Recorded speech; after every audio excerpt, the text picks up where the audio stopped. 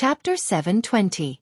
Li Yundong and Su Chan were shocked to see Ding Nan slowly going up the mountain surrounded by a group of people. Su Chan was tongue-tied and said, "How did Ding Nan become the leader of the Yin and Yang sect of 5 flowers?" Li Yundong also had a strange expression on his face. He murmured, "Could it be that Zhang Yuan died after the battle at Tiandu Peak? That can't be.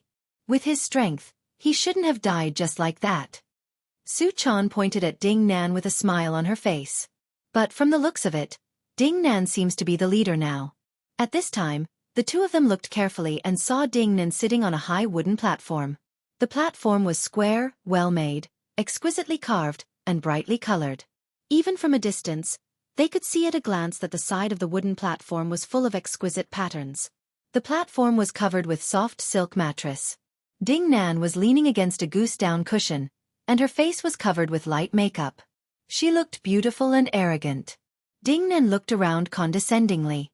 Although her eyes were full of pride, there was also a trace of anger hidden deep in them. She looked up at the Taoist temple hidden in the jungle in the distance and shouted to a young man beside her with some displeasure, "Hurry up! Hurry up!" The man shouted a few times at the people carrying the high platform, then turned his head. His face was quite handsome, but his eyebrows were full of flattery. He smiled and said, "Leader, this is already the fastest." Ding Nan raised her eyebrows and said angrily, "Be*****, if you hadn't insisted on such a show, how could I have missed the inauguration ceremony of the Linggong sect? By the time I got there, everyone would have left. Now that there are so many people gathered here, how can I miss it again? Don't you want our Yin and Yang sect of Mount Wuhua to stand out? Don't you want to hold our heads up high?" As soon as she finished speaking, the disciples of Mount Wuhua behind her suddenly shouted hysterically, "Leader Wuhua, the spiritual power of the gods, I am the only one in the world." Their voices echoed in the valley, and even Ding Nan's heart was shaken and she was full of joy. The young and handsome man in front of her said with a smile, "Yes, yes. But sect leader, you also need to conserve your energy. Don't waste your energy just because you want to hurry, right?" Ding Nan said angrily, "***T. I've been sitting all the way here. How could I have wasted my energy? Besides, are you the one who has the final say, or am I?" When the young man heard this, he couldn't help but turn his head to the other side. He kept winking at a slender woman with brown hair and blue eyes, as if asking for help. This woman was none other than Alba. Since the poor foreign girl witnessed Ding Nan killing her teacher, she had been forcibly detained by Ding Nan. Although she had wanted to escape for many days, how could she escape from Ding Nan's grasp? Ding Nan was born to be a scheming and resourceful woman. Especially since she had been with Xueqi for a long time, she had seen all kinds of conspiracies in the officialdom and the business world, and her experience had greatly increased. However, when she had been with Xueqi in the past, she had always been suppressed by Xueqi, and all her light had been obscured by Xueqi. Later, although she had left Xueqi, she had become more cautious around Zhang Yuan, keeping a low profile and being humble. She was afraid that she would reveal her flaws and arouse Zhang Yuan's suspicion, which would lead to her death. This kind of repression and humiliation had made Ding Nan's heart even more twisted, especially when she had suddenly killed Zhang Yuan and become the leader of the Yin-Yang sect in Mount Wuhua. It was like a slave had suddenly become a master, and the poor had suddenly become a nouveau riche. Her mind had become strange and twisted. Although at first, there were still some hardcore supporters of Zhang Yuan in the Yin-Yang sect in Mount Wuhua who had questioned his death, Ding Nan had used the Hell Wuzhong enchanting jade, the threaded hairpin of soul traversing, and the immortal pen to eradicate her opponents. After that, no one in Mount Wuhua dared to make any strange noises. During this process, a young man named Song Guohua stood out. This young man did not have any extraordinary abilities among the 100 or so disciples of Mount Wuhua. However, he was a top-notch expert in bootlicking and flattering. In the past, when Zhang Yuan was still alive, Zhang Yuan did not like this kind of flattery, so he had no chance to stand out and did not teach him much magic cultivation. But now, Ding Nan had become the leader of the Yin-Yang sect, and Ding Nan was a woman who was born vain and liked to be pursued by others. At this time, there was no one above her. At this time, this kind of vanity broke out several times or even dozens of times. Song Guohua keenly grasped this and quickly won Ding Nan's trust. After testing him for a period of time, Ding Nan gradually handed over many things around her to him to take care of and concentrated on her cultivation. After a series of failed attempts to escape, Alba gradually gave up and was full of awe for this devil-like master. She did not dare to have the slightest thought of resisting, and began to accept her fate to cultivate with Ding Nan. Ding Nan did not know whether it was out of sympathy or for other reasons, but she used the method of slapping Alba and giving her a sweet date to tame this wild woman. After seeing that she was finally honest, Ding Nan slowly taught her some simple cultivation methods. The magic of cultivation was that it could not only make people obtain extraordinary power, but also give cultivators a great sense of satisfaction in the process of qi cultivation. After Alba came into contact with the way of cultivation, she was shocked by the magic and mystery of it. She immediately forgot the previous unhappiness and pain and immersed herself in the world of cultivation like a drug addict. After noticing Alba's thoughts, Ding Nan was also quite satisfied. She gradually relaxed her vigilance and control over Alba. Since the two of them had killed Zhang Yuan together, Ding Nan subconsciously felt closer to Alba than to anyone else. Every time Song Guohua was scolded and beaten by Ding Nan, he would turn to Alba for help. During this period of time, Alba had learned a little Chinese.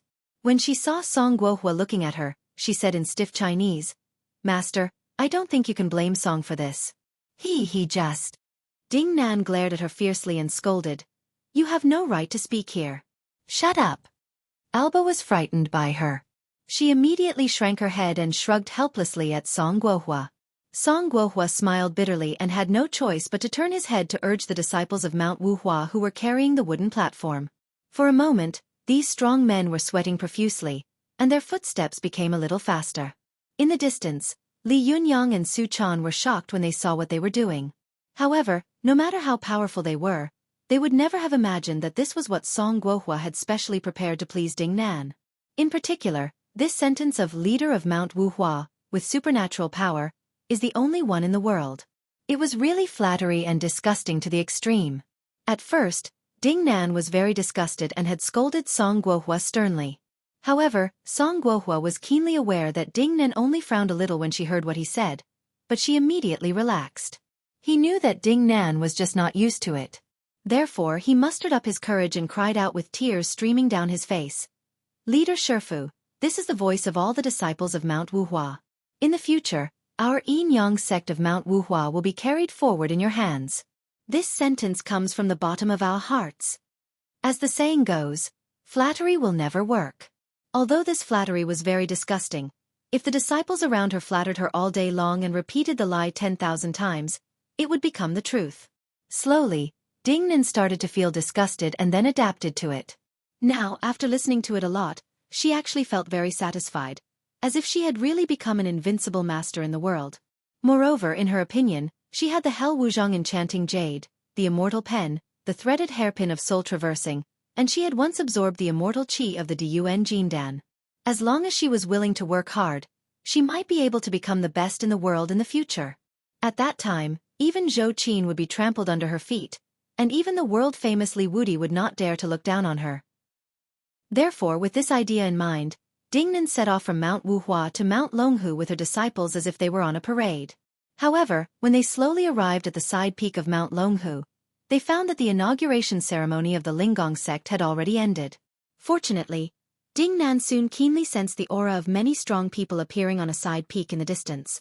Her heart skipped a beat, and she headed for this side peak. When she slowly climbed up this side peak and entered the Taoist temple, the Taoist priests of the two sects who had been confronting each other were all dumbfounded. They saw the disciples of the Yin-Yang sect of Mount Wuhua playing their instruments and singing at the front and shouting slogans at the back. The disciples in the middle were even more exaggerated, each of them dressed up like a mighty god king. Even though there was a beautiful woman sitting at the top with a graceful figure, after a moment of silence, everyone burst into wild laughter at the same time. For a moment, the tense atmosphere on the field was gone.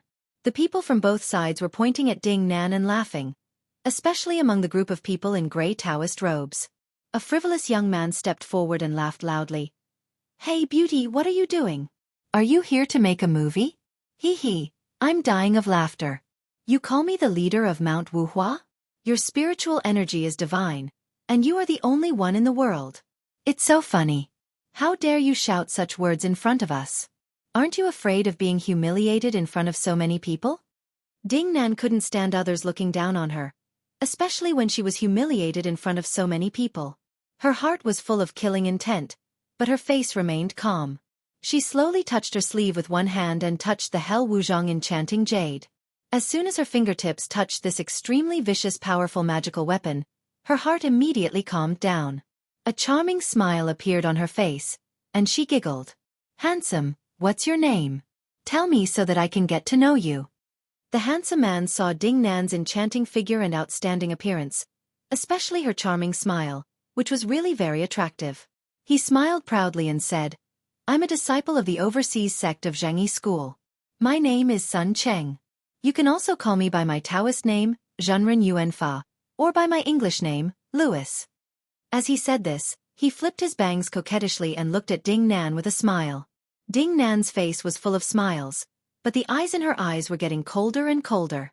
She whispered Sun Cheng's name, and in an instant, a few ghosts rushed out of the Hell Wuzhong enchanting jade hidden in her sleeve. They cried and rushed to Sun Cheng in an instant. Sun Cheng was still proudly posing and showing off. He didn't expect that Ding Nan would use her ultimate skill in the blink of an eye. Trump card.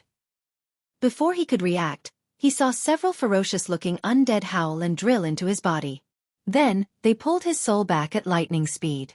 In an instant, his own body was sucked dry like a mummy. His whole body was like a wooden stake, and his face was still full of disbelief. He was motionless, but he was already dead. Ding Nan's move was as fast as lightning. The Hell Wuzhong enchanting jade was originally an extremely sinister and vicious powerful magical weapon. When Zhang Yuan used it, he used it openly, but Ding Nan simply hid it. She even recited the other party's name almost silently. This was extremely hidden and sinister. Even immortals would find it difficult to guard against it, let alone Sun Cheng, who was defenseless. For a moment, everyone was dumbfounded. They looked at the beautiful and enchanting leader of Mount Wuhua with their mouths agape, as if they couldn't believe their eyes. Li Yundong and Su Chan were also so shocked that their eyes were about to pop out. Li Yundong stammered, "Is Ding Nan crazy? Isn't she afraid of provoking public anger and being beaten up by the crowd?" But at this time, Song Guohua, who was standing to one side, suddenly came to his senses and was the first to shout, "The leader is beautiful, the leader is mighty." The other disciples of Mount Wuhua also came to their senses and shouted in unison, "The leader is beautiful, the leader is mighty." For a moment, the side peak of Mount Longhu was filled with such passionate slogans. The expressions of Li Yundong and Su Chan became more and more strange as they listened to the slogans. Well, I may be a little busy in the next 2 days. I won't forget what I owe everyone. After these 2 days, I will definitely make it up to you. Chapter 721. Ding Nan killed Sun Cheng in an instant. The cultivators on the scene could not react for a while, especially when Ding Nan did not take out her powerful magical weapon. She was even muttering her opponent's name in a low voice, so they thought that Ding Nan had used some amazing magic. "You almost there?" After a short period of silence, the Taoist priests in grey robes roared angrily and each took out their own powerful magical weapons. The cultivators of the Zhengyi school also did not want to be outdone and took out all kinds of powerful magical weapons.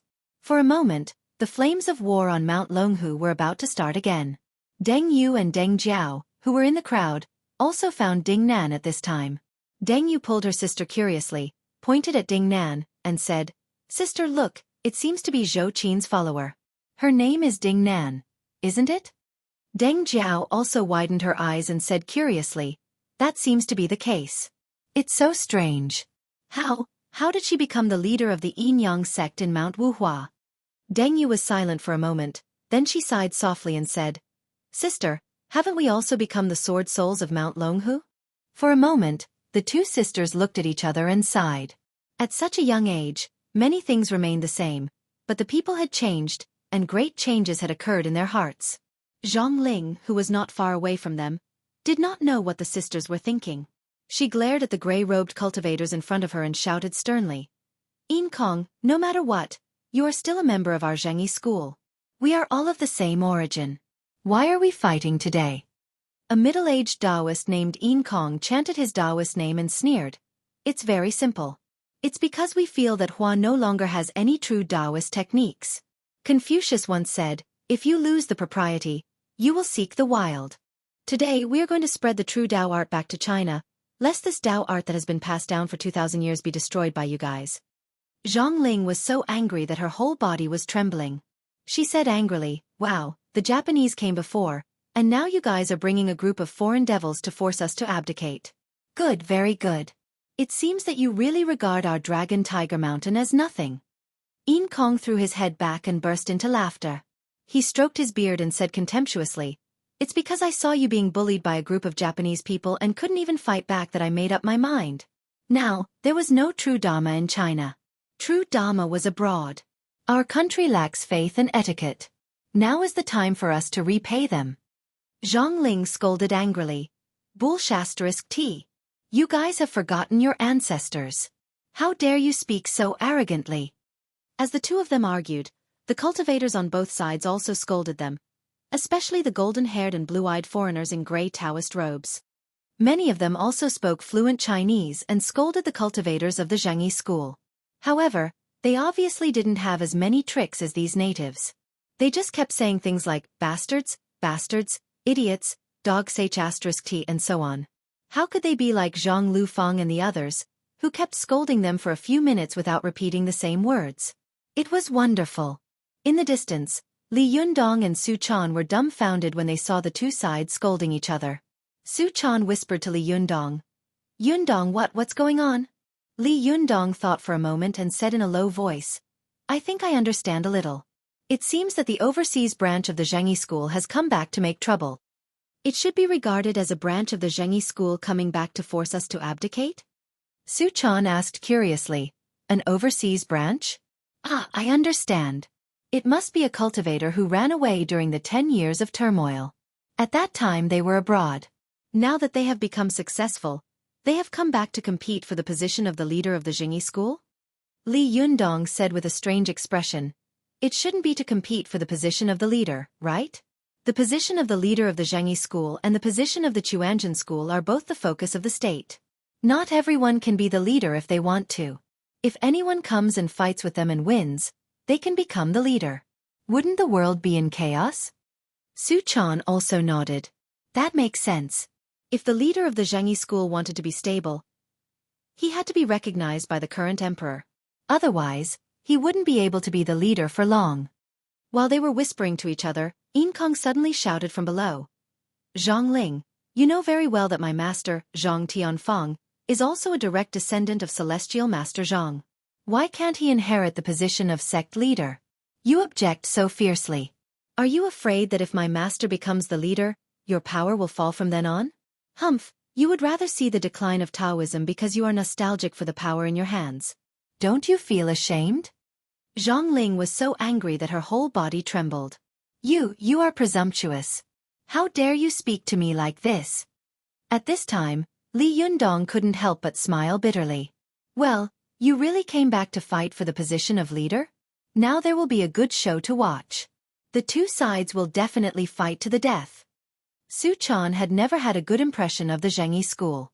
She laughed gloatingly and said, Well, fight, hurry up and fight." Li Yundong couldn't help laughing. He flicked his finger on Su Chan's forehead and glared at her. "Are you crazy? You just want to see the world in chaos." Su Chan covered her forehead and made a face at Li Yundong. She was about to refute, but Li Yundong covered her mouth and coaxed, Okay, stop talking. Let's watch the fun." Only then did the two of them look at the field again. She immediately had an idea. She raised her voice and said to Zhang Ling, "Zhenren Zhang, the Yin-Yang sect of Mount Wuhua will unswervingly support you. You are the righteous sect of our Taoist Hua family. These overseas wanderers don't want to return to their country to serve. Instead, they have wild ambitions and want to come back to plot the family business of their ancestors. They are really worse than pigs and dogs." When the people of the Xueqi school heard this, they were all overjoyed. The way they looked at the people of the Yin-Yang sect of Mount Wuhua became much gentler and friendlier. The Yin-Yang sect of Mount Wuhua was just a small sect in the cultivation world of the Taoist Hua family. There were not many cultivators in the sect, and there were only a few masters in history. Compared with them, the Xueqi school was a behemoth that needed to be looked up to. Usually, when they met in Jianghu, none of the cultivators of the Xueqi school looked at them seriously. Now that they saw the eyes of the Xueqi school looking at them, all of them felt as if they had drunk sweet wine. They were intoxicated, as if they were floating like immortals. Zhang Ling's eyes flickered as she looked at Ding Nan. She nodded and praised her secretly. Zhang Yuan is a sinister villain, but his disciple is sensible and righteous. Not bad, not bad. However, Zhou Ping seemed to have seen through Ding Nan's wishful thinking at a glance. She snorted and said in a low voice, "Humph, this guy suddenly took over the position of leader of Zhang Yuan's sect so quickly. There must be something shameful going on. If you ask me, she's not in the right place. She wants to make friends with us and get our recognition." Zhang Ling glanced at her conspiracy theorist disciple and shook her head. Why do we care how she got the position of leader? As long as she doesn't do evil like Zhang Yuan, I don't care how she got it. Besides, she is the first cultivator from another sect who has expressed support for us. We have to accept such kindness. Otherwise, will anyone still support our Xueqi school in the future? As she said this, she stepped forward, bowed, and said in a clear voice, "I haven't asked for your name yet." Ding Nan's face lit up with joy, and her eyes lit up. She didn't dare to be arrogant anymore. She jumped down from the high platform gracefully and returned the salute to Zhang Ling. "I'm Ding Nan, the leader of the Yin-Yang sect of Mount Wuhua." Zhang Ling smiled slightly and said, "It turns out that the leader of the Yin-Yang sect of Mount Wuhua has come to visit us. Sorry for not going out to meet you." Ding Nan was overjoyed. She knew that after Zhang Ling's words, she had been recognized by the Xueqi school as the leader of the sect. Even if others wanted to question her, they would have to think twice. Since the Xueqi school has admitted it, why wouldn't we? The two sides greeted each other, and the Taoist priests in gray robes were all furious. A tall Taoist priest pointed at Ding Nan and shouted angrily, "Who are you? Where did you come from? How dare you interrupt here?" Ding Nan wanted to kill someone here to establish her prestige, but her expression remained unchanged. She turned around with a smile and asked in a reserved and polite manner, "I haven't asked for your name yet, Zhenren." The tall Taoist priest spat and said, "Bah, what name? I'm so jealous. My name is Yin Tian. What do you want? Do you want to fight with me?" Ding Nan smiled and lowered her head, a sharp light flashing in her eyes. She took advantage of the gesture of cupping her hands, touched the Hell Wuzhong enchanting jade hidden in her sleeve with her finger, and whispered the other party's name. Suddenly, a few ferocious spirits rushed out of Ding Nan's body again, and in the blink of an eye, they rushed in front of Yin Tian. Yin Tian had seen Ding Nan's killing methods before, so he had been hiding in the dark. When he suddenly saw these spirits rushing over, he was shocked. He immediately shouted and stuck a talisman in front of him. Just as he was about to recite a spell, he suddenly felt his feet go numb. It turned out that Ding Nan had instructed the threaded hairpin of soul traversing the ground to sneak up behind Yin Tian and suddenly stab the Yongquan point in his feet from underground. Yin Tian roared, and his mind suddenly trembled. He felt that the threaded hairpin of soul-traversing jade was madly sucking his zhenqi underground. He wanted to resist, but the spirits of the Hell Wuzhong enchanting jade had already rushed in front of him, roaring and dragging his soul out. Although Yin Tian himself was also a Jinshin master, the threaded hairpin of soul-traversing jade was a rare powerful magical weapon with the effect of breaking through defense. Moreover, after absorbing the zhenqi of Gu Feng and Yi Yu of the Fox Zen school, as well as Zhang Yuan, the leader of the Yin-Yang sect of Mount Wuhua, his spiritual energy had also become very powerful. In addition, with the Hell Wuzhong enchanting jade in front of him to lure the enemy, all of Yin Tian's zhenqi was used to defend the front. Therefore, the threaded hairpin of soul-traversing jade's sneak attack was successful, causing a Jinshin master to be killed in an instant. This time, even Li Yundong, a great master with rich experience in fighting, was shocked. He couldn't help but exclaim, "This Ding Nan is really shameless and insidious. This is too insidious and too difficult to defend against. Even I, if I'm caught off guard, I'm afraid I'll fall for it." Although the Jinshin of cultivators was powerful, not all of their bodies were protected by it, especially the gushing spring at the soles of people's feet. This was a place that very few people would use the power of Jinshin to protect. Even if someone wanted to protect it, it would be much weaker than other places. Ding Nan had taken advantage of this mentality of the other party and successfully launched a sneak attack, killing the cultivator who had spoken rudely to her in front of everyone. At this time, when everyone saw that Yin Tian had been sucked dry in the blink of an eye, they all burst into an uproar. The cultivator in the gray Taoist robe looked at Ding Nan in horror, and for a moment, many people were so frightened by her that they took a step back. However, because Su Chan had been entangled with the Hell Wuzhong enchanting jade several times, she suddenly said to Li Yundong, "Yundong, this seems to be the Hell Wuzhong enchanting jade." Li Yundong was stunned for a moment, and then his eyes lit up. "Yes, now that you mention it, it must be Zhang Yuan's powerful magical weapon that has fallen into Ding Nan's hands." The two of them could see that the cultivator in the grey Taoist robe was also sharp-eyed and had seen some clues. Yin Kong whispered a few words to a foreign Taoist priest with golden hair and blue eyes beside him. The foreigner looked at Ding Nan with some fear, but then Yin Kong patted him on the shoulder. Only then did he swallow hard, walk up to the arena, and say loudly in a strange Chinese accent, Do you dare to fight me one-on-one?" When Ding Nan saw that a foreigner had come up to challenge her, she immediately burst out laughing. The disciples of the Yin Yang sect of Mount Wuhua also roared with laughter. Song Guohua even shouted at the top of his lungs, "Leader of Mount Wuhua, I am so powerful that I am the only one in the world." Ding Nan had defeated 2 people in a row, especially one who was a powerful Jinshin master.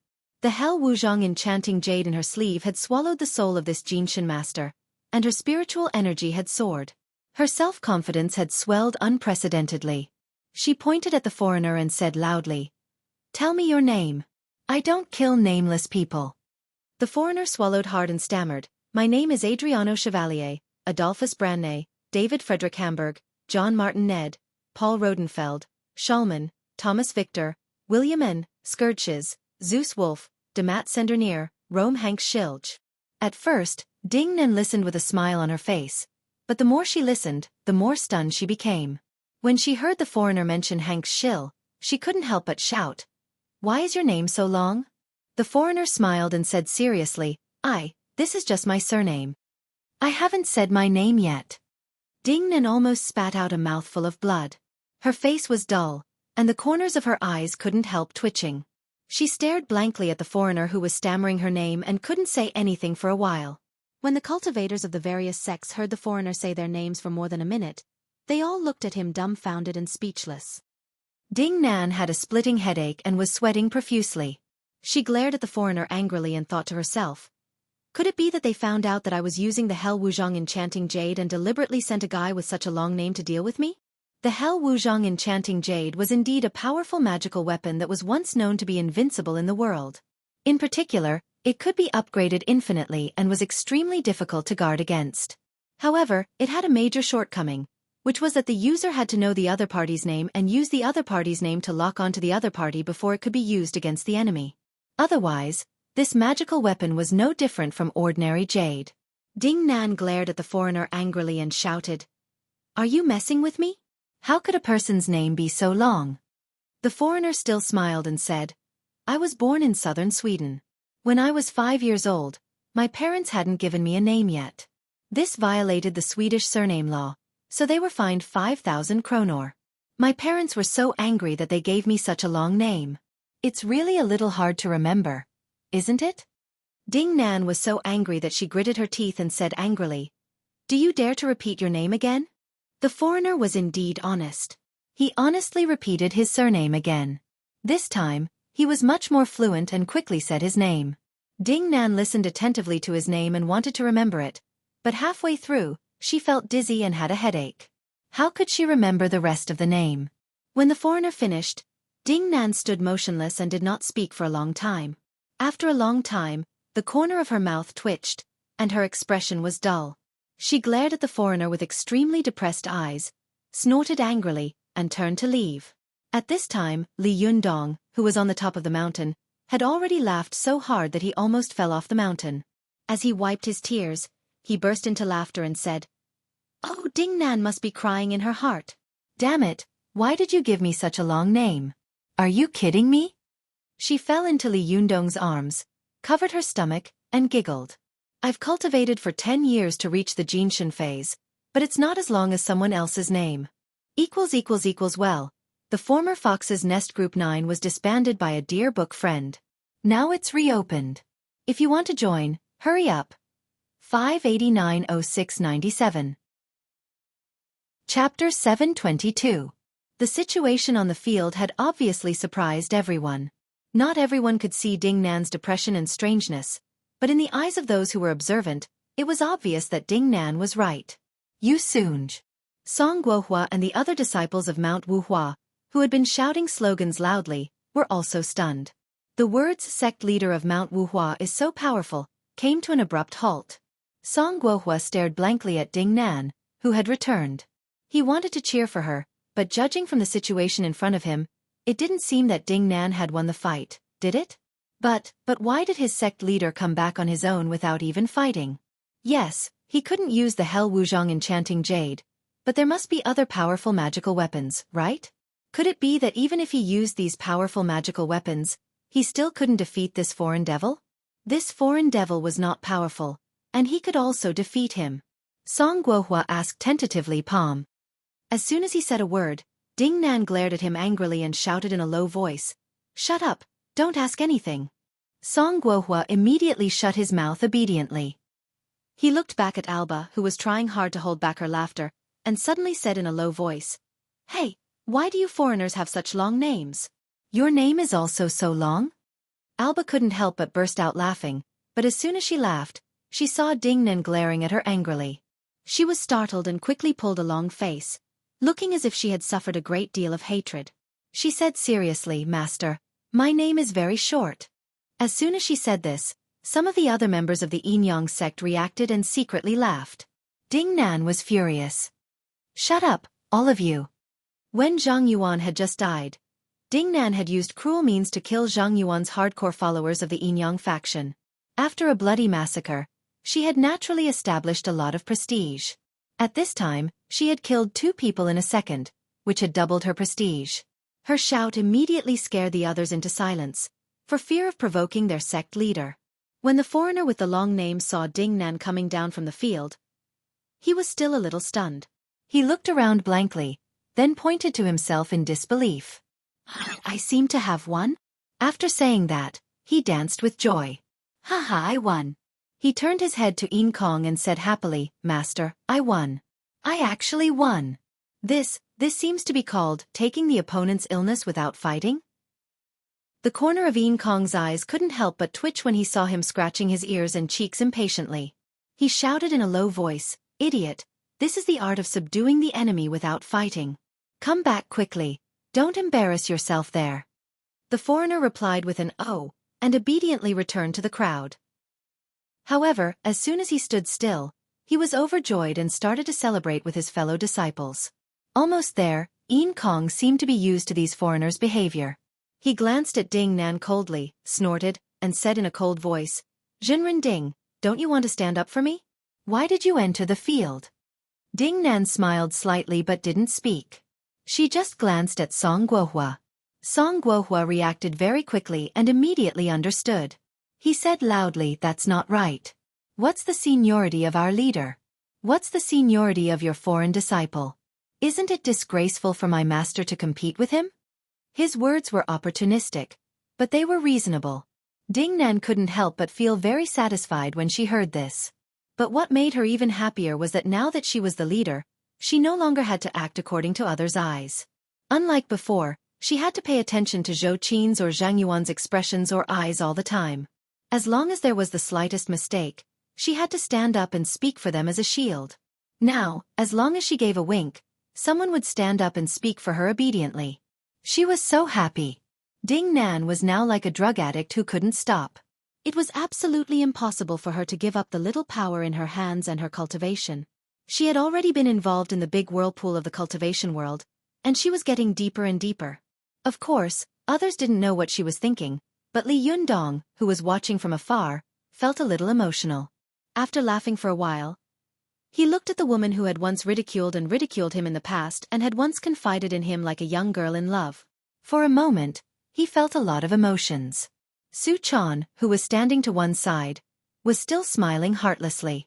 She giggled and said, "Yundong, don't you think Ding Nan is a little stupid? If the Hell Wuzhong enchanting jade is useless, she still has other powerful magical weapons. Even if she doesn't, she can probably defeat this foreign devil with magic, right? This foreign devil seems to only be in the Xueqi phase."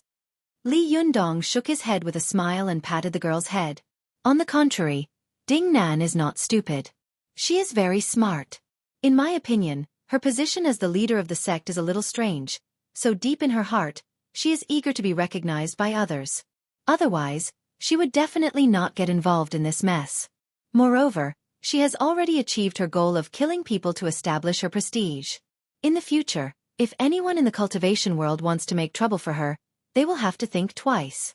It's just the right time to stop now. Xueqi was not a fool, so she understood immediately. Her eyes lit up. Yes. Even if she can kill this foreigner, it won't do her any more good. It's better to stop while she's ahead.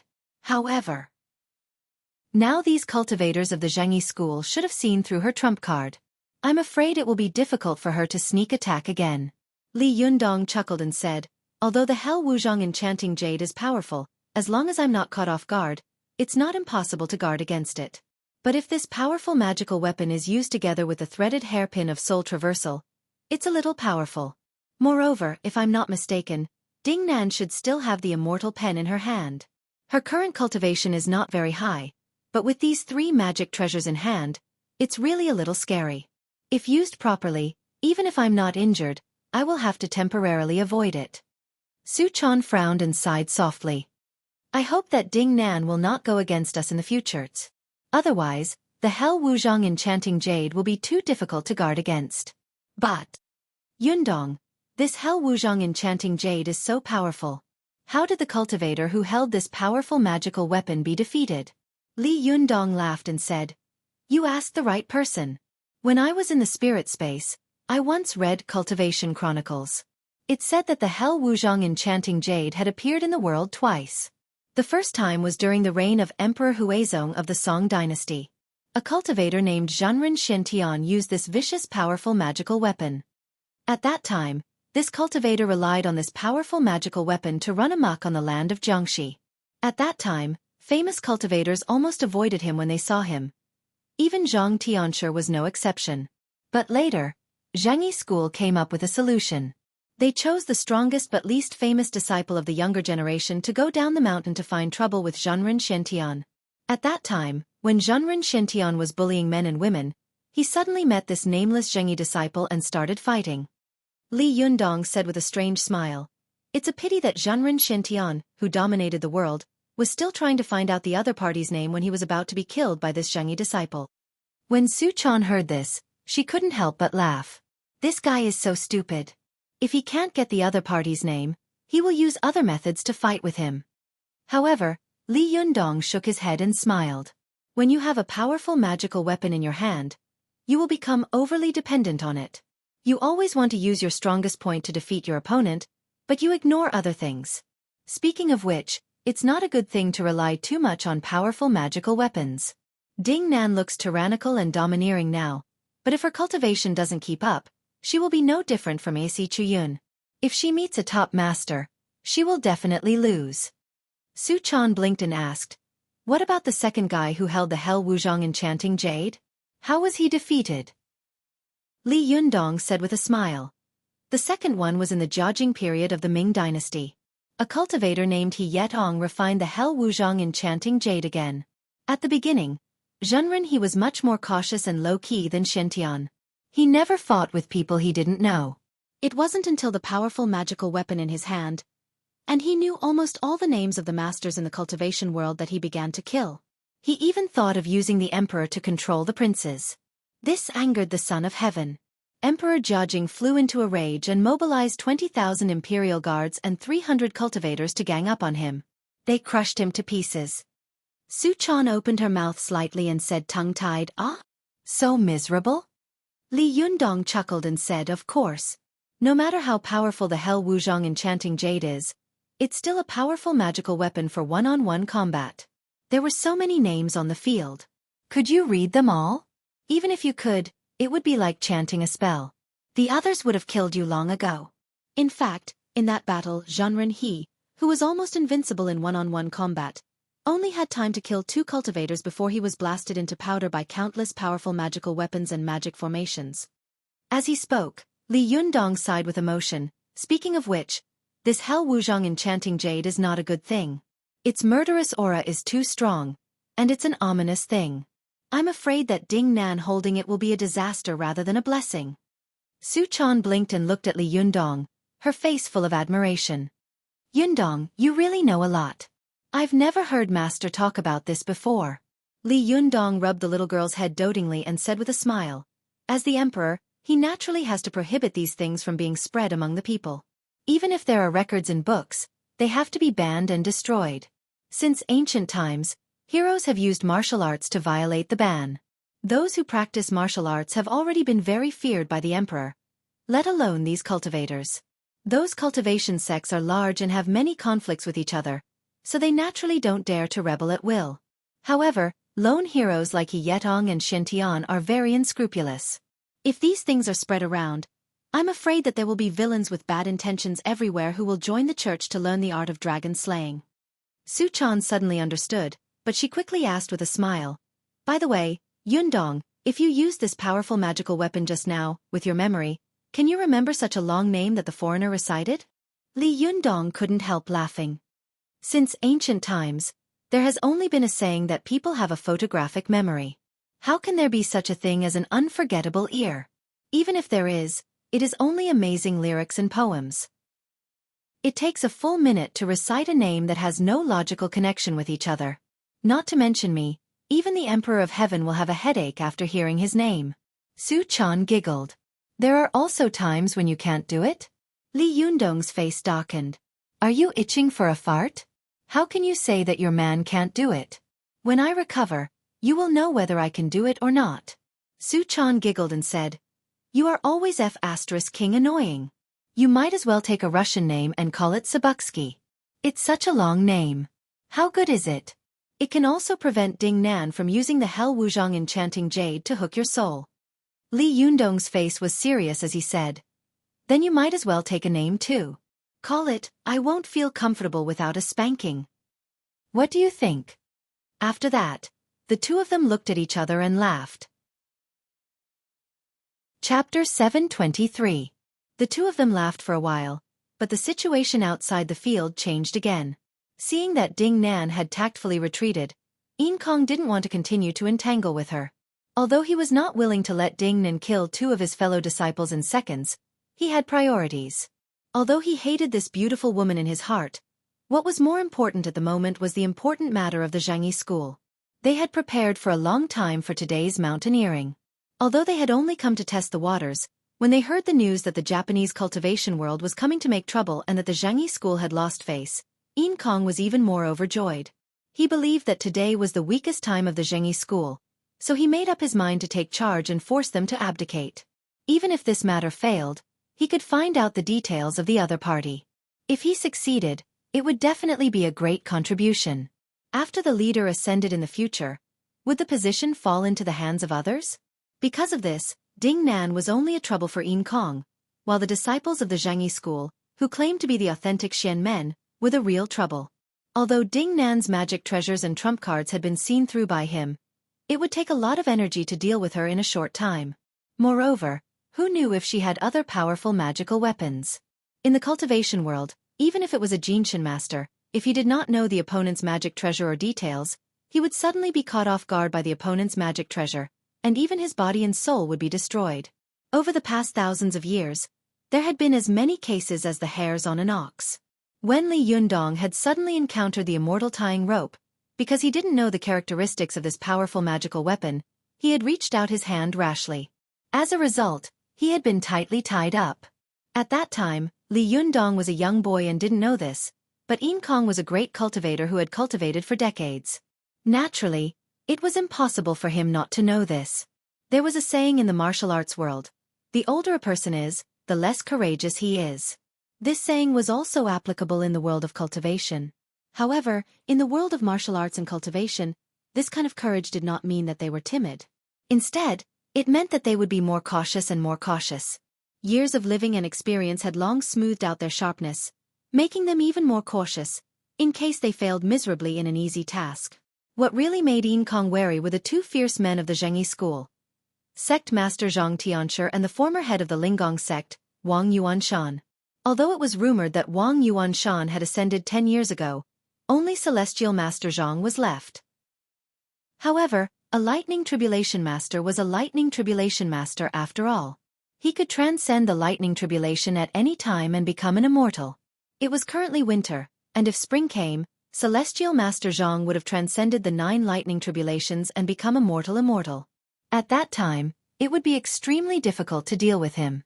Almost there, it was precisely because of this thought that Yin Kong decisively stopped looking for trouble with Ding Nan. He just said a few words to save face. Humph, Zhenren Ding, you really have a good trick.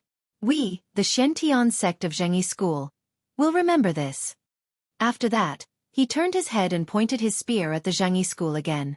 Yin Kong sneered and said, Zhenren Zhang, look. How weak are you now?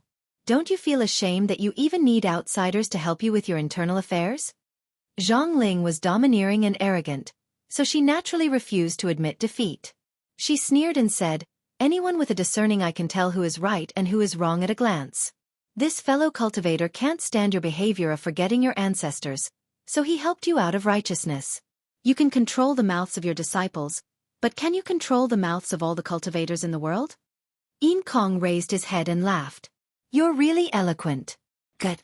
It's a pity that we cultivators practice Dharma, Qi, flesh, and Taoist magic arts, not our mouths. No matter how eloquent you are, it's useless if you can't beat us in the end. Zhang Ling raised her eyebrows and sneered. Oh, you've finally revealed your fox's tail? You want to fight? Well, how can we fight?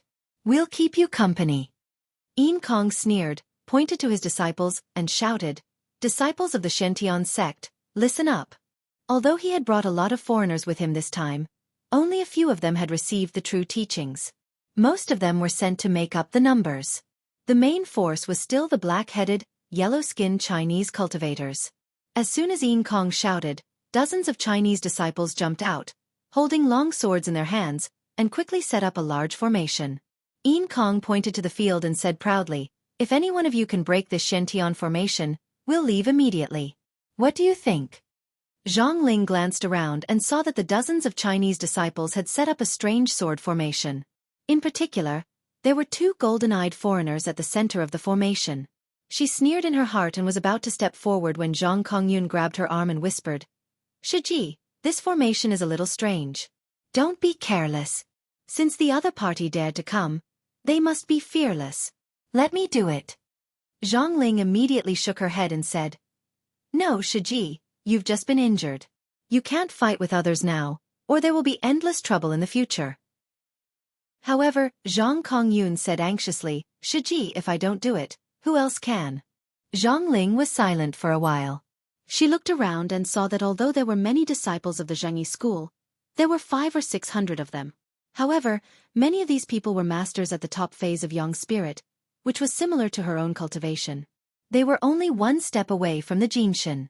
As cultivators who had cultivated for decades, as long as they had a little more time, they might have more Jinshin. Once a cultivator reached the Jinshin phase, they would realize a qualitative change and completely enter a new world. This was the case for the Xueqi school at the moment. There was an obvious bottleneck and vacuum in the sect's strength. After Wang Yuanshan, who was known as the #1 in the world, betrayed the sect, the strength of the Xueqi school suffered an unprecedented blow. Later, Zhang Tianshi had to go into seclusion. On the one hand, he had to work hard to improve his strength, and on the other hand, he had to prevent others from challenging him and revealing his true strength. A top master was not terrible. What was terrible was that others did not know how strong he was. Zhang Tianshi was obviously well versed in this psychological tactic. He had been in seclusion for 10 years, so no one knew what kind of realm he had reached. Thus, they did not dare to easily make a move against the behemoth of the Xueqi school. At this time, in terms of the number of masters at the top phase of Yang spirit in the Xueqi school, there were probably 300 or 400 cultivators present. They were definitely the best in the world. In time, 1 in 10 of these masters would transform into Jinshin masters, and the Xueqi school would immediately become an extremely terrifying cultivation sect. But now, among these masters at the Yang spirit phase, the one who could fight the best was herself.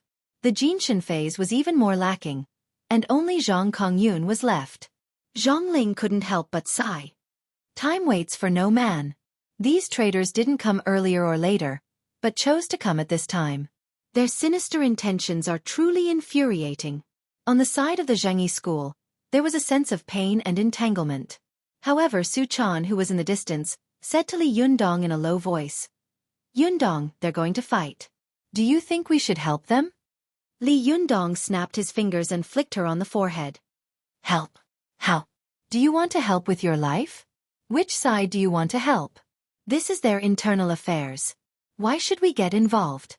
Watch the show, watch the show. Su Chan covered her forehead and pouted. I was just saying. Why do you have to get physical? Li Yundong's heart skipped a beat. He held the little girl in his arms and began to get physical. The two of them flirted with each other while watching the show. Especially at this time, the two sides were at each other's throats. The situation was so tense that it was suffocating. It was like watching a movie in the cinema. If there was a bucket of popcorn at this time, it would be perfect. After playing with Li Yundong for a while, Su Chan obediently nestled in his arms and carefully looked at the sword formation. She found that although the formation of the Big Dipper and the 7 stars of the Southern Dipper could be vaguely seen, there were 3 more places where the sword chi was soaring into the sky. The killing intent was extremely strong. Even from a distance, she could feel a sharp chi coming at her, causing her skin to sting slightly. She said curiously, Yundong, this sword formation is so strange. It seems to be very scary. Li Yunyang was shocked by the sword chi of the sword formation, and all his hair stood on end. He narrowed his eyes slightly and looked at it. Then he pointed at the 3 formation eyes with the heaviest sword chi in the sword formation and said, This sword formation is in the form of Ziwei Do, and the 3 formation eyes are filled with murderous intent. If I'm not wrong, this should be the 7 killing star, the destruction star, and the greedy wolf star of the 3 killing stars. Once these 3 formation eyes are activated by the magic formation, they will immediately form a terrifying killing wolf destruction formation that will not stop until one of them dies. Su Chan naturally knew that the words, killing wolf destruction formation, represented an irreversible destructive force between heaven and earth. Her face suddenly changed in horror. So powerful? Who can break this formation? Yundong, can you break it?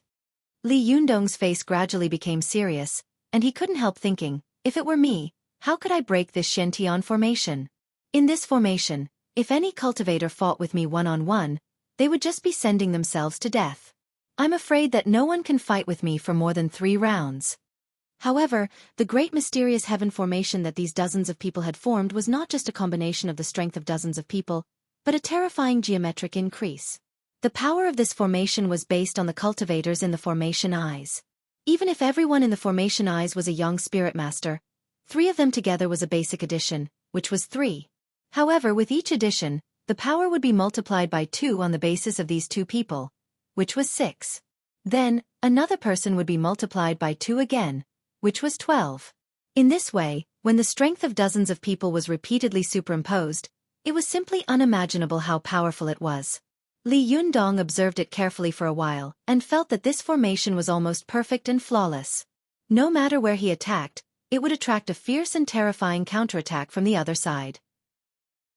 Dozens of times the strength would come roaring like a landslide. It was really not something that a single person could resist. The more Li Yundong looked at it, the more frightened he became. Inadvertently, he felt cold sweat running down his back. He thought to himself, no wonder it said that there are powerful magical weapons above magic, and there are magic formations above powerful magical weapons. After a series of fierce battles, Li Yundong had broken the Thunder Retribution with the power of Jinshin and defeated the Japanese cultivation world by himself. Even if he was not very proud, he still had some thoughts of looking down on the world. But now that Li Yundong suddenly saw this terrifying Shen-Tian formation, his pride immediately disappeared, and he didn't dare to look down on the heroes of the world anymore. He was shocked and thought to himself, how could this overseas force of the Xueqi school, which suddenly appeared out of nowhere, use such a powerful magic formation? How powerful is the Sanju formation of the Xueqi school, which is known as the end of heaven, end of earth and end of man? He was secretly frightened as he watched from above. Zhang Kongyun, who was below the field, was naturally a person who knew what was good for him. The more he watched, the more serious his expression became. After watching for more than a minute, his forehead was covered with beads of sweat, and his lips were trembling slightly. Looking at Zhang Kongyun's appearance, Yin Kong couldn't help laughing wildly. What do you think? If you don't have the guts, just give up. Zhang Kongyun calmed down and gave Zhang Ling, who was beside him, a reassuring look. Then he took a deep breath and shouted, Wang Yuanshan, if you stand by and do nothing, Mount Longhu will be completely replaced. Do you really want to see this happen? His loud shout caused the expressions of many people from both the Xueqi school and the Xiantian sect to suddenly change. Only a few people in the world knew that Wang Yuanshan was not dead. Most people only knew that Wang Yuanshan had betrayed the sect and then been captured by the Xueqi school. Not long after, he had ascended to heaven. But now they suddenly heard that Wang Yuanshan, who had been known as the best in the world 10 years ago, was still alive. This was like a shocking thunder in their ears. Wang Yuanshan is not dead? Yin Kong's face changed, and he looked at Zhang Kongyun in surprise. But after looking around for a while and seeing no one appear, he couldn't help but breathe a sigh of relief. He sneered and said, "You're not so scared that you've started to talk nonsense, are you?" Zhang Kongyun didn't even look at him. He just said loudly, "Wang Yuanshan, no matter what happened in the past, you used to be a member of our Xueqi school. You don't want to see our sect, which has been passed down for thousands of years, disappear, do you?" Zhang Kongyun's voice was so loud that it spread far away. It shook the valley and echoed. For a moment, everyone was silent. They all looked around, searching for the figure of the former best in the world. But after searching for a while, they only saw green mountains and blue waters, and the shadows of trees. Where could they find anyone else? Yin Kong waited for a while in fear, but he still didn't see Wang Yuanshan. He couldn't help laughing and said, "It seems that you are really crazy. Do you still want to call back the soul of a man who has been dead for 10 years? As soon as he finished speaking, he heard a very magnetic middle-aged man sigh softly not far away from him and say, "We were born of the same root. Why are you in such a hurry to kill each other?" As soon as the voice sounded, everyone's eyes turned to the source. They saw a man of average stature standing there. He was handsome and had a wisp of beard on his chin, which made him look very elegant. He had his hands behind his back, and his clothes were fluttering in the wind, as if a gust of wind would blow him away. There was an indescribable elegance all over his body. For a moment, a thought suddenly flashed through almost everyone's mind. Is this the best in the world, Wang Yuanshan? Chapter 724. Although there was no first in martial arts and no second in martial arts, in the 5,000 years of history of the Chinese people, there were very few who dared to claim to be the best in the world and be recorded in the history books and recognized by the world. Soon, even a great man like immortal Zhang Sanfeng, who had lived from the end of the southern Song dynasty to the beginning of the Ming dynasty, had reached the peak of cultivation and could be called a living immortal, had never been called the best in the world. Although he could be called a grandmaster, even a person like Zhang Sanfeng did not dare to be presumptuous when he came to Mount Longhu. In the same way, Celestial Master Zhang of Mount Longhu had also been defeated in fights. In the early Qing dynasty, Celestial Master Zhang traveled to the Shangyun Temple in Lianyungong on the surface of Jiangsu province.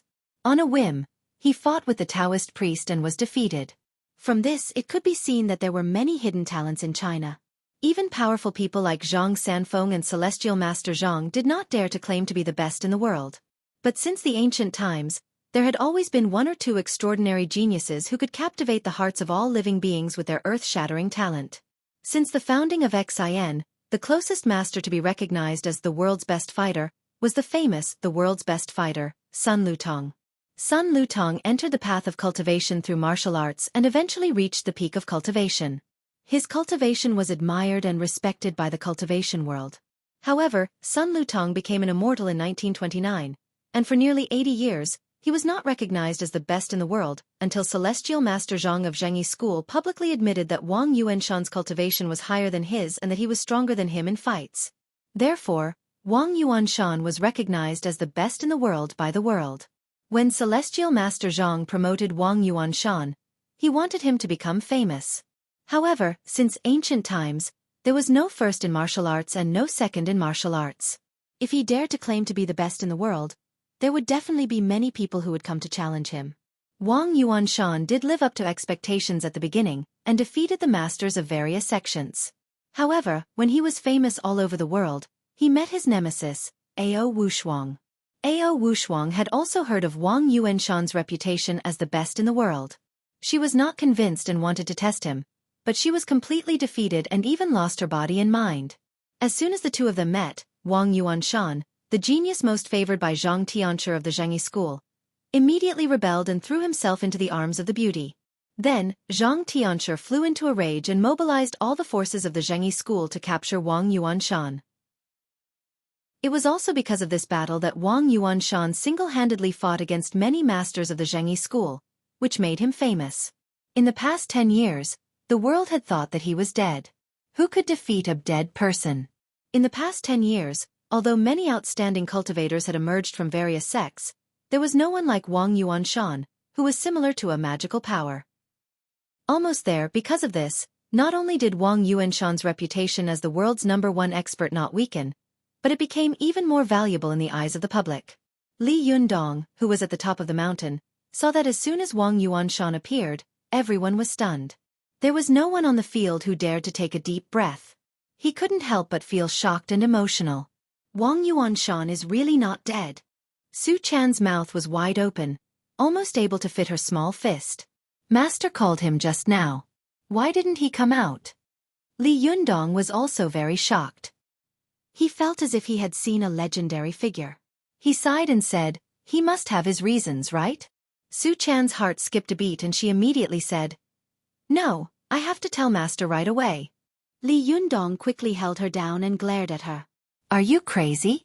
If you go out at this time, won't you expose yourself? Su Chan responded with an "oh" and sat down again with a resentful face. She looked at the field intently. She saw Wang Yuanshan standing in the eyes of the crowd.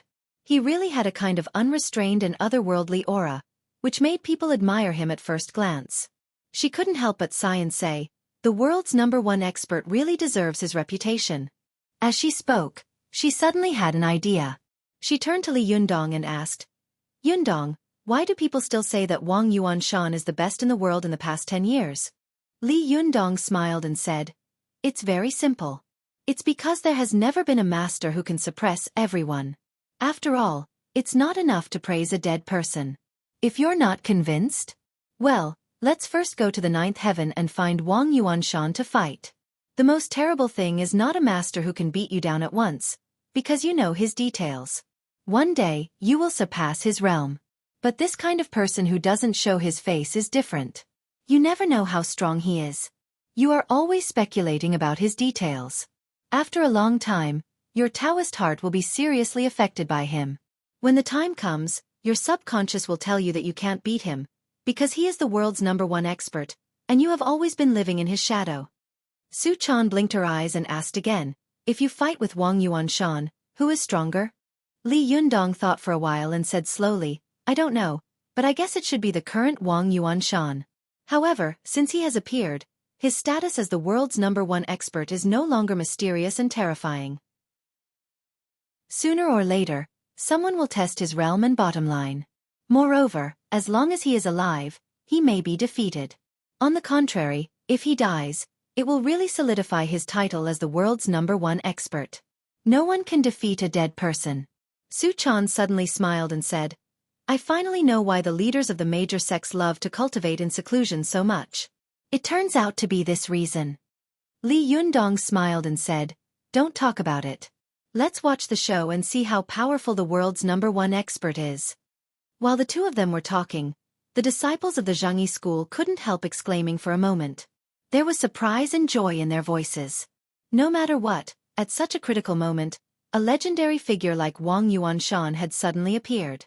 He was really like a savior, which was shocking. On the contrary, the older generation of cultivators of the Xiantian sect was secretly a little panicked, but the eyes of the younger generation lit up and they were eager to have a try, especially the two golden-eyed foreign disciples in the eye of the formation. They couldn't wait to immediately compete with Wang Yuanshan so that they could replace him. Even Ding Nan, who had just entered the cultivation world, had heard of Wang Yuanshan's name. She stared at Wang Yuanshan and pinched the Hell Wuzhong enchanting jade with one hand. Her fingertips were a little white, and her palms were constantly sweating. She kept thinking about a question in her heart. What will happen if I call out Wang Yuanshan's name at this time? Will he die? As soon as this thought came to her mind, Ding Nan subconsciously denied it. Impossible. He is the world's #1 expert. He can't die like this. If he doesn't succeed, I will be miserable. I will definitely be killed by him. Ding Nan didn't realize that she had already lost before she even fought with Wang Yuanshan. A person's reputation was like a tree's shadow. There was nothing more obvious than this. There were many people who had the same idea as her, and Yin Kong was one of them. Ever since Wang Yuanshan appeared, he immediately stared at every part of Wang Yuanshan's body. His sharp eyes were like a radar, wanting to see through Wang Yuanshan from inside out. Even when Wang Yuanshan raised his hand and moved his foot, Yin Kong firmly remembered them and frantically searched for flaws. If Wang Yuanshan revealed even the slightest flaw, Yin Kong would immediately attack. If he could defeat Wang Yuanshan, then the title of the world's #1 expert would fall on his head.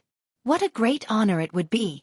But no matter how hard he looked, Wang Yuanshan didn't have any genuine qi attached to his body, and he couldn't see the power of Jinshan at all. It seemed that there were flaws everywhere. No matter where Wang Yuanshan was hit, Wang Yuanshan seemed to be dead without a doubt.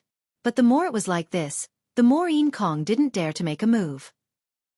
He knew that the man standing in front of him was already known as the world's #1 expert 10 years ago. There was no reason for him to stay where he was after 10 years of closed-door training. As soon as Wang Yuanshan appeared, everyone wanted to challenge him, but no one could really make a move. When Li Yunyang saw this scene, his heart suddenly skipped a beat. He suddenly remembered what the middle-aged man had said to him when he was in a coma. His eyes flashed, as if he had understood something. He thought to himself, is this the highest realm of invincibility? Subduing the enemy without fighting? In comparison, my previous earth-shattering and life-or-death battle is inferior. But how can I cultivate to such a realm? Moreover, if Wang Yuanshan really fights, what will the scene be like? I'm really looking forward to it. While he was thinking, Yin Kong finally gave up the idea of making trouble for Wang Yuanshan. His eyes narrowed slightly, as if Wang Yuanshan, who was standing in front of him, was a dazzling sun. He had to narrow his eyes to have the courage to look directly at him and talk to him. Wang Yuanshan? You didn't die? Well, you came at the right time. Our Shen-Tian formation needs a world's #1 expert like you to show its power. As he said this, he pointed to the murderous sword formation on the field and sneered. Wang Yuanshan, do you dare to break into this sword formation? If you dare, I will admit that you are the world's #1 expert. If you don't dare, then give me this #1 expert as soon as possible. When the people of the Xueqi school heard this, they were all furious. Just as they were about to scold him, they were stopped by Zhang Ling, Zhang Kongyun, and the others. They all stared at Wang Yuanshan attentively, wanting to see how he would deal with it. However, Wang Yuanshan showed a trace of an embarrassed smile on his face. He looked at the sword formation and sighed softly. You have dozens of people against me? I'm old. It's not appropriate, is it? Hearing this, Yin Kong was stunned, and an embarrassed expression almost appeared on his face. He had never expected that Wang Yuanshan, who was known as the world's #1 expert, would be so cowardly and reasonable that he could say such a thing. Su-chan, who was looking forward to Wang Yuanshan's great power on the top of the mountain, was stunned for a moment. Then she burst out laughing. She giggled in Li Yundong's arms and said, Yundong, this Wang Yuanshan is very interesting. Li Yundong flicked his finger on her forehead and said, You have no respect for your elders. He is your grandmaster, okay? Su-chan covered her forehead with her hand and made a face at Li Yundong. What grandmaster? You're so annoying. You left my master alone for 10 years. Humph, I don't like such a grandmaster. Before Li Yundong could speak to her, he saw Yin Kong say unwillingly, Wang Yuanshan, do you want to fight them one-on-one? They are all disciples of the younger generation. Don't you feel embarrassed? Wang Yuanshan sighed again and said, I do feel a little embarrassed. As the saying goes, respect the old and love the young. You have to respect me, an old guy, and I also have to love these little guys. However, we are both old guys. Why don't we have a fight? Yin Kong was slightly annoyed and said, Wang Yuanshan, don't talk nonsense. When cultivators cultivate to the highest realm, they fight as a group. Individual courage is not enough. Wang Yuanshan nodded gently and said, What you said makes sense. Yin Kong was overjoyed and hurriedly said, Then come and try our formation. As long as you dare to break in, even if you can hold on for a minute, we will consider it your win. However, Wang Yuanshan shook his head and said, "No, no, I won't break in." Yin Kong narrowed his eyes and said, "Wang Yuanshan, is it possible that you don't have an undeserved reputation and don't dare to break in?" This sentence was very powerful. Cultivators valued their reputation the most. Many famous cultivators did not easily fight with others because they were afraid that once they made a mistake, they would ruin the reputation they had accumulated over the years. For a moment, everyone held their breath, waiting to see how Wang Yuanshan would deal with it. Even Li Yunyang thought to himself, if it were me, I would probably draw my sword out of its sheath, wouldn't I? However, Wang Yuanshan, who was in everyone's eyes, nodded honestly and said, "Well, I wouldn't dare." Yin Kong took a deep breath. He felt like his fist had hit cotton. All the words he had prepared were useless at this time.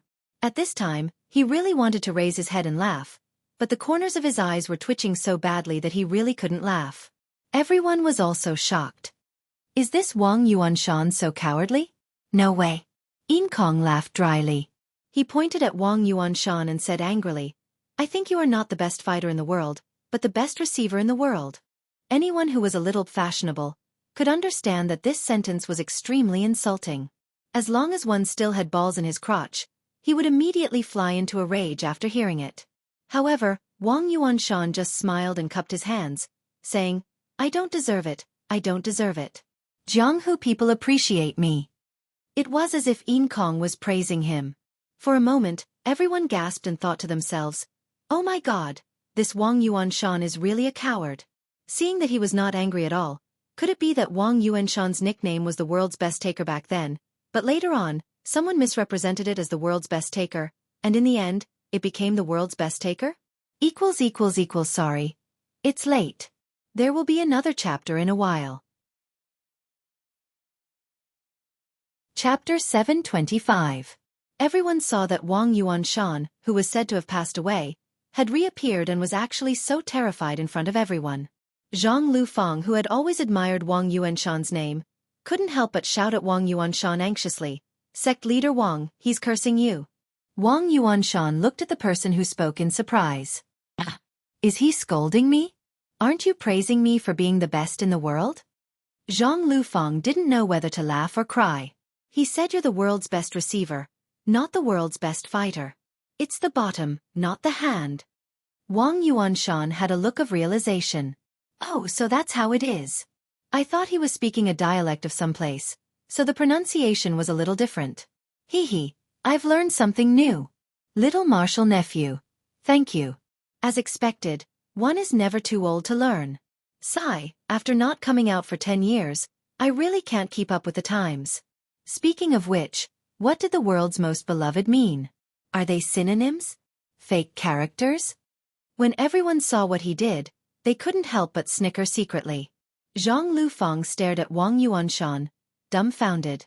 She seemed to have heard a high and mighty sacred thing in the depths of her heart being smashed to pieces. Wang Yuanshan and Zhang Kongyun had a very close personal relationship.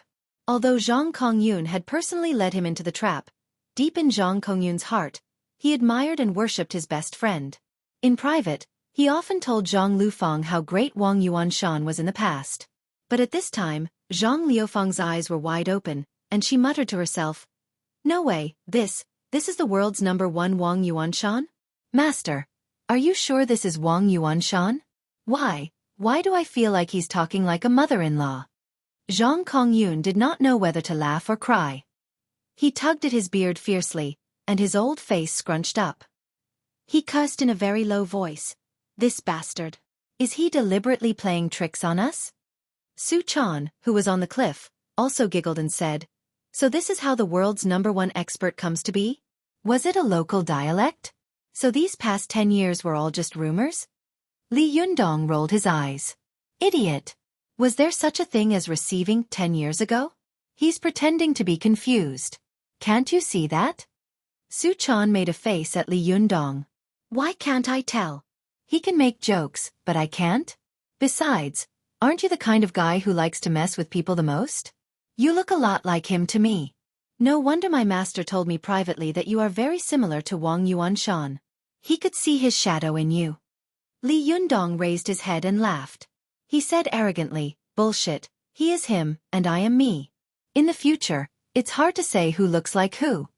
Seeing that he was a little jealous and unhappy, she smiled and said, Yes, yes, my master is the only one in the world. Even Wang Yuanshan has to stand aside. He's just a little stronger than you now. In the future, you'll definitely be a little stronger than him, okay? Li Yundong deliberately said with a straight face. Humph, although my current cultivation is not as good as his, I'm much more handsome than him.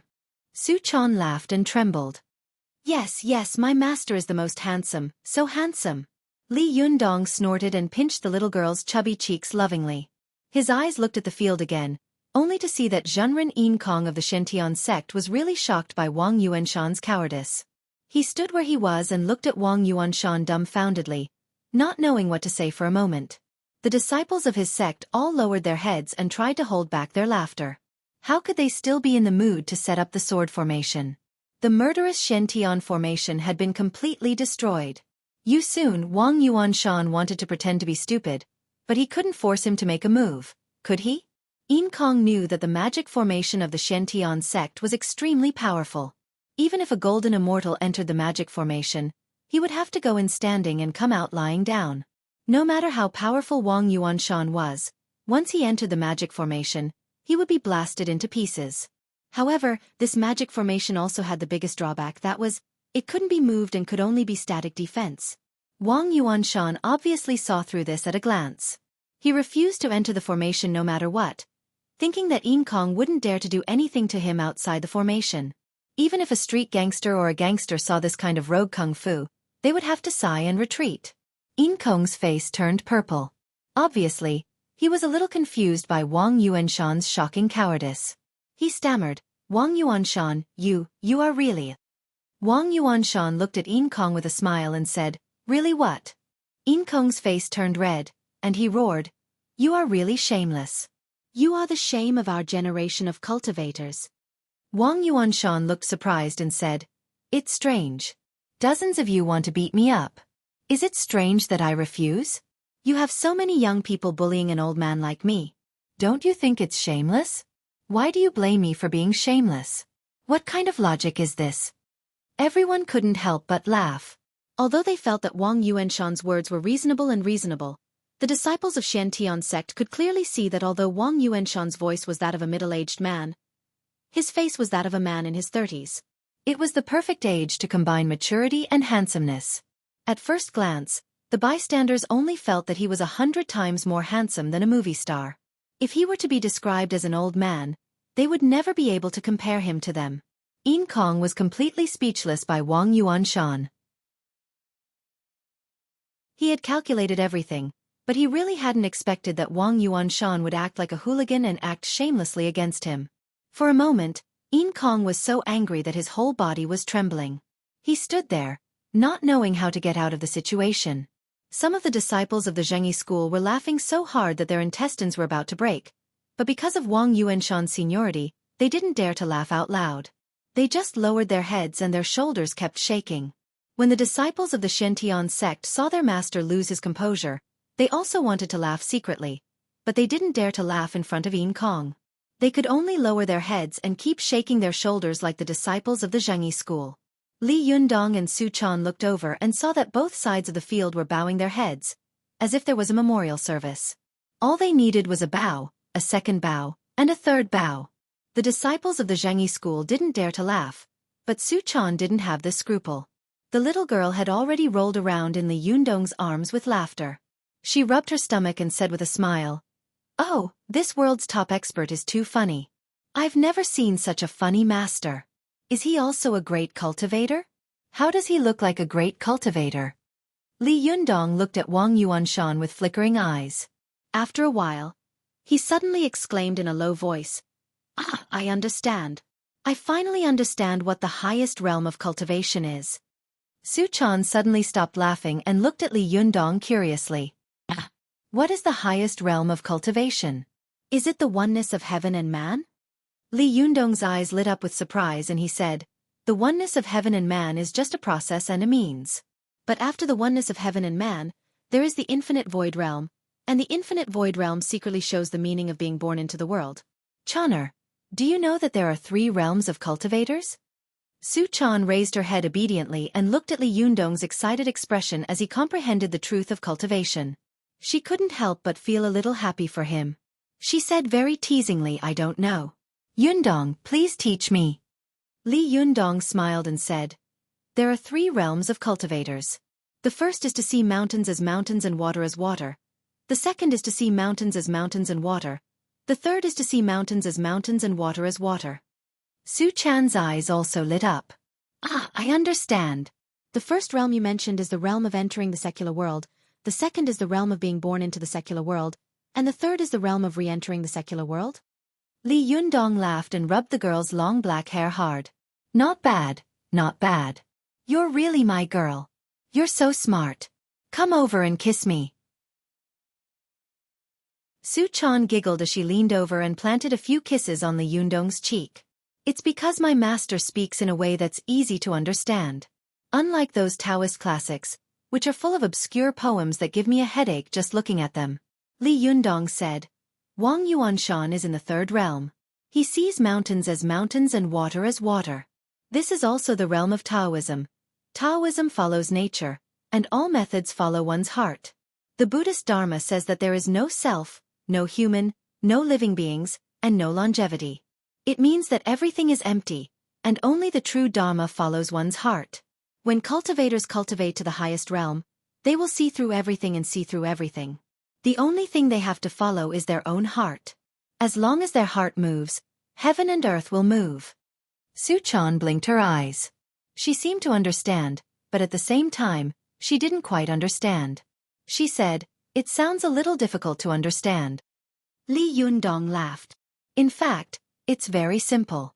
The highest realm of cultivation is to follow one's own heart. One's own heart is the true Dharma, and it is the only thing in the world that can be relied on and trusted." As he spoke, Li Yundong's face suddenly became serious and he said seriously, "In fact, the highest realm of cultivation can be simplified into one word. Su Chan, today I will tell you the secret of the highest realm of cultivation. You must not tell it to anyone." Su Chan rarely saw Li Yundong like this. She quickly got up from her master's arms and sat opposite him seriously. She said with a serious face, "Yes, I will not tell anyone." Li Yundong nodded and said solemnly, "The highest realm of cultivation is to follow one's own heart. In short, there are 2 key words. Follow one's heart. Therefore, when these 2 words are combined, they can represent the highest realm of cultivation." Before Su Chan could react, she said seriously, "One's obedience, one's heart, put together." Suddenly, her mouth opened wide, and she was dumbfounded, dumbfounded, and dumbfounded. One's obedience, one's heart, put together, isn't that the word coward? The highest realm of cultivation is coward. Coward. Coward? Yundong, you didn't make a mistake, did you? Su Chan stammered and didn't know what to say. But when she saw that although Li Yundong's face was serious, his stomach was slightly twitching, she suddenly understood. She threw herself into Li Yundong's arms and scolded him with a smile. "You're playing with me. You're so annoying." Li Yundong couldn't help laughing. He put his arms around the little girl's waist and said, "I'm not lying to you. This is indeed the highest realm of cultivation. Look at the leader of the Xueqi school. He hasn't shown up from the beginning to the end. There is a deep water and fire outside, but he just sits on the fishing platform. If this isn't cowardice, then what is? Look at those cultivators who are being ordered around by the officials. Each of them can easily kill these officials, but they just admit defeat. What can you do to them? As the saying goes, if one man admits defeat, 10,000 people will be invincible." "What a heroic statement," Su Chan said with a smile. "Bah, you talk a lot of nonsense. But, it seems that what you said makes a little sense." Li Yundong said with a smile. "It's more than a little sense. It's 2, 3, 4 or 5 points. Don't underestimate the matter of admitting defeat. It's a skill. Look at Wang Yuanshan's cowardice. No one can do anything to him. Don't you think he's the best in the world? Well, do you want to fight him one-on-one? But no one dares to do it. If you ask him to break through the magic formation by force, he will immediately admit defeat and insist that you want to beat him with numbers and bully the elderly. What can you do to him? Moreover, this wasn't a formal occasion, so even if he admitted defeat, he wouldn't get any benefits. This Wang Yuanshan is very shrewd. He's amazing, really amazing. Su Chan pursed her lips and said disapprovingly, I hope he can defeat the other party in a fight. That would be interesting. Li Yundong shook his head with a smile. He looked at Wang Yuanshan with admiration and said, No, Wang Yuanshan told me one thing with his own actions. Su Chan asked curiously, What is it? Li Yundong said, This is that people should act according to their own strength. What is the Tao of nature? The Tao of nature is to act according to one's own strength. If one overestimates one's own strength, then one will be doomed to die. You only have the capacity to eat 2 bowls of rice, but you want to eat 20 bowls. If you don't die, who will? You obviously only have the strength of 100 kilograms, but you want to carry a burden of 500 kilograms. If you don't die, who will? Even if you cultivate to the golden immortal realm, you will still be invincible in the world. In the face of a powerful magic formation, even the most powerful golden immortal will shrink back. Su Chan blinked her eyes in understanding and looked at Wang Yuanshan. I see. But can this make the people of the Xiantian sect retreat? This is unlikely, isn't it? As soon as she finished speaking, she saw Wang Yuanshan sigh softly and walk up to Yin Kong. He patted him on the shoulder like an old friend and said, Zhenren, we are all disciples of the Zhangyi school. Why do you have to do this? Everything in this world can be discussed. Why don't you invite your leader to Mount Longhu some other day? We can all sit down and have a good talk. What do you think? When Yin Kong saw Wang Yuanshan's hand coming for his shoulder, he wanted to dodge, but he felt that no matter how he dodged, Wang Yuanshan's palm would always land on his shoulder. It was as if an invisible hand had enveloped him, making him unable to move at all. His dull mind was taught a lesson by Wang Yuanshan. His face turned blue and red, and the corners of his eyes twitched for a long time. Then he gritted his teeth, turned his head, and shouted at his disciples, Let's go! This time, the disciples of the Zhangyi school all cheered. Su Chan also widened her eyes and said in surprise, No way? You can retreat by admitting defeat? Isn't that too exaggerated? Hey. Have you followed your heart today? Chapter 726. Su Chan looked at Yin Kong in disbelief, as if she couldn't understand why he would retreat when Wang Yuanshan had admitted defeat. However, Li Yundong laughed, as if all this was within his expectations. He said with a smile, This man named Yin Kong is quite decisive. It's wise to give up decisively at this time. Su Chan asked curiously, What do you mean? Li Yundong said with a smile, What else can we do if we don't give up? Can we still force Wang Yuanshan to enter the array? The strongest man in the world admitted defeat to you. If you think that he is really cowardly and doesn't have any real ability, then you are wrong. Anyway, it's already a huge gain to force Wang Yuanshan, who is said to be dead, to show up. Although we didn't test his true strength, we forced Wang Yuanshan to not dare to enter the array. This way, he can explain himself when he goes back. Su Chan nodded and said, I understand. It's the same as Ding Nan's previous idea of quitting while you're ahead. Li Yundong chuckled and said, Yes, that's right. The two of them muttered on the cliff. Seeing that Yin Kong was depressed by Wang Yuanshan, the disciples of the Xiantian sect had no choice but to return to the crowd. Yin Kong glanced at Wang Yuanshan with resentment and secretly gnashed his teeth. His wishful thinking had been completely disrupted by this guy who had appeared out of nowhere. But as Li Yundong had said, he had not gained nothing. Anyway, this time it was just a visit to test the way. In other words, he had done a good job this time. Understanding this, Yin Kong decisively stopped pestering Wang Yuanshan. He snorted angrily, cupped his hands to Zhongling, and said, Zhenren Zhongling, we want to worship our ancestors. Please lead the way. Zhongling also breathed a sigh of relief. Since the other party had proposed to publicly worship their ancestors, it meant that there would be no rebellion at the moment. Moreover, it was impossible for the other party not to know where the way was, but letting them lead the way could also be regarded as a disguised compromise. When a sect displayed enough strength, the other party would naturally be polite and follow the rules of etiquette. However, if Wang Yuanshan did not show himself, then sorry, they would first beat him into submission and then let him lead the way. That way, the nature of the situation would be completely different. No matter what, he had passed this hurdle. Zhang Ling knew very well that his sect leader was now in the most critical period of his closed-door training. Although he occasionally went out with his young spirit to pay attention to the world's events, he would never come out at this time to intervene in these matters. Even if there was a fierce battle at the foot of the mountain, he would not come out because he knew that as long as he was still there, the Xueqi school would not fall.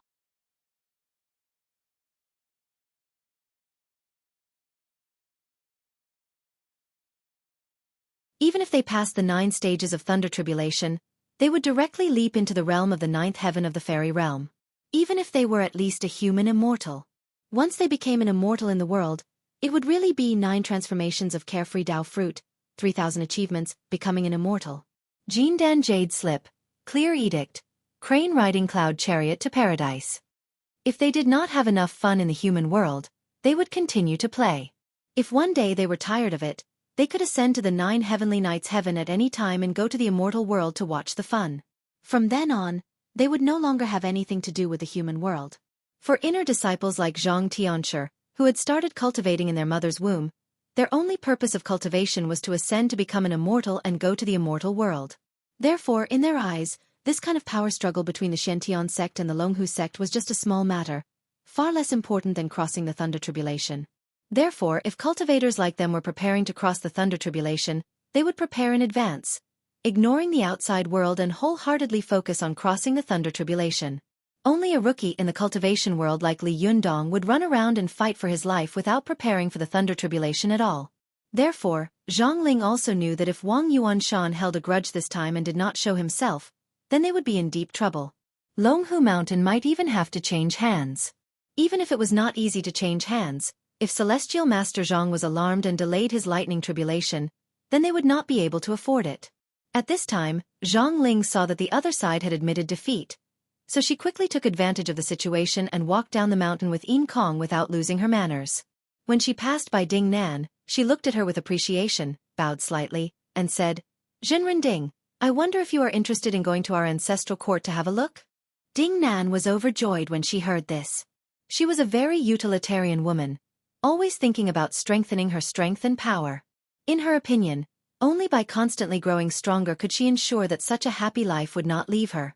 Therefore, she had come to Mount Longhu to show her face in front of the heroes of the world. She hadn't expected that after being delayed along the way, the Xueqi school would accidentally fall into her hands. Ding Nan nodded quickly. For a moment, she didn't even care about being reserved and said with a smile, "The Tao of the world originates from the Righteous One. I want to pay my respects to the 3 pure emperors." Ding Nan's flattery made everyone present look proud for a moment. Even the disciples of the Shantian sect who had a grudge with Ding Nan looked at her a few more times, as if they felt that this woman looked much more pleasing to the eye at this time. When Su Chan, who was on the top of the mountain, heard Ding Nan's words, she couldn't help wrinkling her nose and saying, "Ding Nan, how can you flatter me like this? I can't stand it." However, Li Yundong smiled slightly and said, "This is not flattery. The Tao of the world originates from the Righteous One." Although this sentence is too flattering, it also makes some sense. After all, the current Xueqi school has integrated many cultivation sects from ancient times to the present. Judging from the history of Chinese Taoism, there is no Taoist sect earlier than the Xueqi school. In terms of influence, the Xueqi school deserves this sentence. Su Chan asked curiously, "Really? I remember watching TV saying that the martial arts of the world originate from Shaolin, but I've never heard of the saying that the Tao of the world originates from the Righteous One." Li Yundong chuckled and said, "Your master taught you everything you know. Your master hates the Xueqi school to death. How could he say such things to you? Besides, can you take it seriously on TV? The saying that the martial arts of the world originates from Shaolin is a real falsehood. This is a sentence made up by Jin Yong. Without Jin Yong and the movie Shaolin Temple, the Shaolin Temple would never have reached such a level and scale. In Jin Yong's view, Chinese martial arts are powerful in ancient times, and the more modern they are, the worse they are. But in fact, it is the opposite.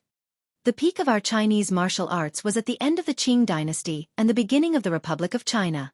This was the peak of Chinese martial arts in this chaotic world that had not been seen in 1,000 years.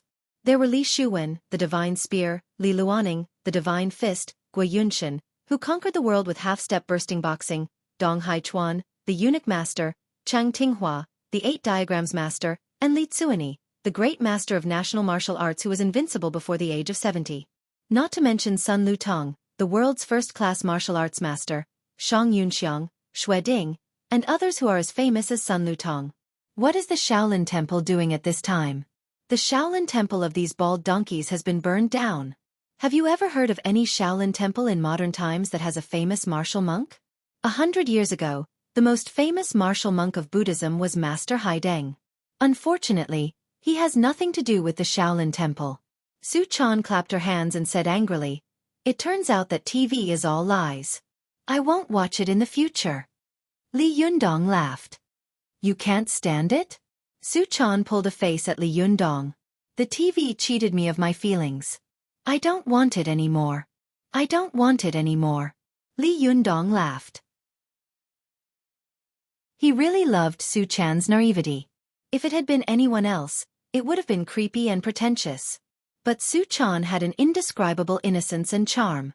The combination of these two temperaments made Li Yundong so infatuated with her that he could not extricate himself. Li Yundong smiled and patted Su Chan's cheek. Okay. Remember what you said. If I find out that you're secretly watching TV when we get back, you'll be punished according to the family rules." Su Chan stuck out her tongue and suddenly felt a little regretful. She looked at Li Yundong timidly and said, Can't I watch it on the computer?" Li Yundong couldn't help laughing. Just as he was about to speak to her, he saw that the disciples of the Shantian sect and the Zhengyi school, who had been at daggers drawn, had all gone down the mountain. Ding Nan was also following behind the team. Her disciples were also tactful. At this time, they finally stopped shouting the shameless slogan. However, Song Guohua was really a bit quick-witted. He made up a crooked poem on the spot and asked the disciples to shout loudly. The Tao of the world originates from Zhengyi, and the success of cultivation lies in Wuhua. The Great Way is everywhere, and the Zhenren of the world is one family. Although his poem wasn't very standard, the disciples of the two sects, young and old, all smiled when they heard it. They were very satisfied, and the anger from before dissipated a lot. Yin Kong even started chatting with Zhang Ling with a smile. Ordinary people wouldn't be able to tell that the two sides had almost killed each other just now. Li Yundong looked at them, who seemed to be harmonious on the surface, but in fact, were full of honeyed words and daggers. He shook his head secretly. Su Chan didn't notice this. She pulled Li Yundong's sleeve, pointed to the group of people, and said curiously, I think I see Hardadef." When Li Yundong had fought with the Japanese before, all his attention had been focused on his opponent, and there were thousands of people on the sidelines. How could he have noticed Hardadef hiding in the crowd? Even just now, his attention was focused on Ding Nan, Wang Yuanshan, and the others. Who would pay attention to the people on the sidelines? Hardadef? Li Yundong was stunned. Why is he here? Where is he? But at this time, the group of people had already gone down the mountain and was far away. How could he see clearly who was hiding in the crowd and the woods? Su Chan hesitated for a moment and said, "I can't see him anymore. Maybe I was wrong?" But at that time, his back looked quite similar. Li Yundong smiled and said, "I saw Alba. It seems that she is doing well with Ding Nan. Fortunately, Ding Nan still has some humanity and didn't do anything to her." Su Chan rolled her eyes and looked at the field again. Suddenly, she didn't know when there had been another person on the field. This person's dress was fluttering, and she was long like a waterfall. There was a vermilion beauty mole between her eyebrows, and she had a small oval face. Her appearance was stunning. This beauty stood still and stared at Wang Yuanshan, who was on the field. Her eyes were full of hidden bitterness and infatuation, like a pool of autumn water. This person was none other than Ao Wushuang.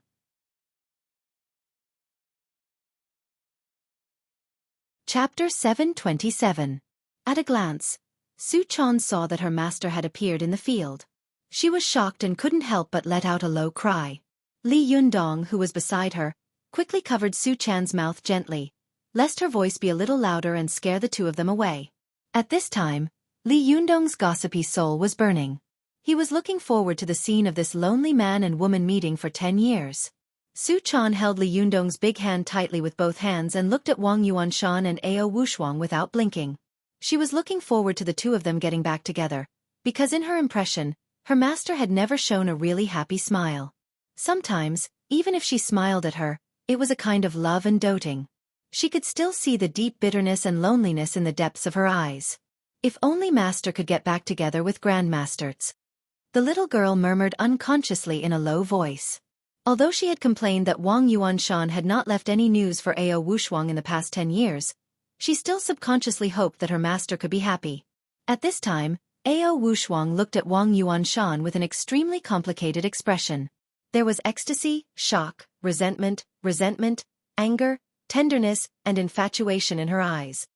Li Yundong and Su Chan, who were watching from a distance, couldn't imagine how a person's expression could show such complicated emotions in an instant. For a moment, the empty side peak was extremely quiet. Wang Yuanshan and Ao Wushuang looked at each other quietly. No one spoke. Only the wind on the top of the mountain whimpered, and it was silent. After a long time, Ao Wushuang said in a trembling voice, "Don't you want to say something?" Wang Yuanshan looked at Ao Wushuang quietly. After a moment of silence, he sighed softly and said, "Your stealth and hiding skills are still so powerful. I didn't notice your existence at all."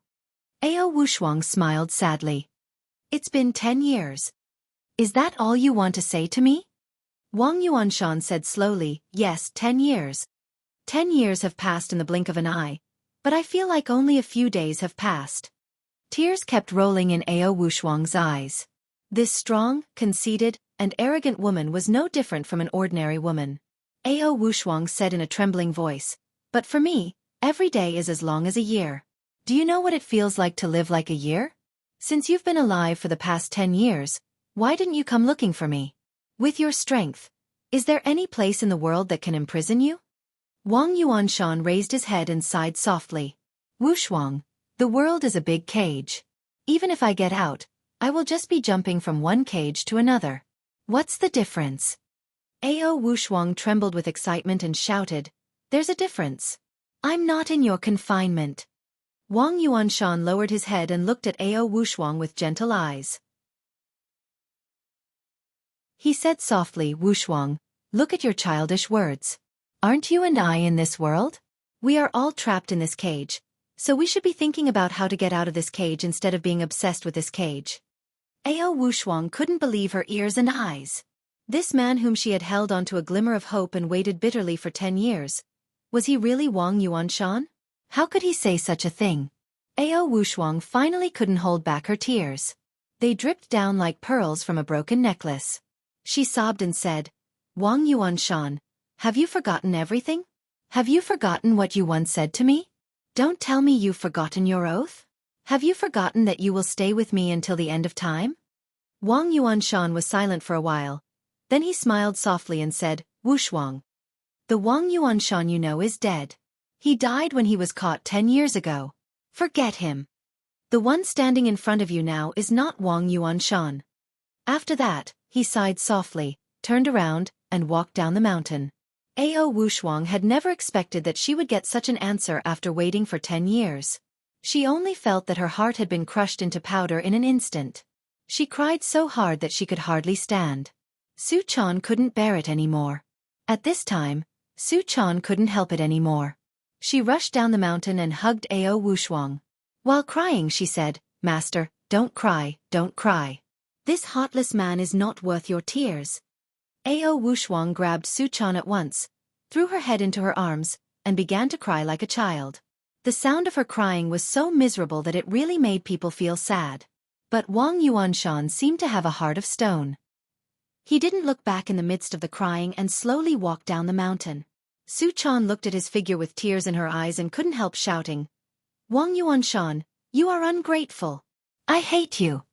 Wang Yuanshan paused slightly, but then he continued to walk forward. After a few steps, his figure disappeared in an instant. Li Jiandong watched this scene silently from the cliff. His burning desire for gossip had long since disappeared. At this time, his heart was extremely heavy. For a moment, he didn't know what to say or do. He couldn't help thinking of the lyrics of 10 years.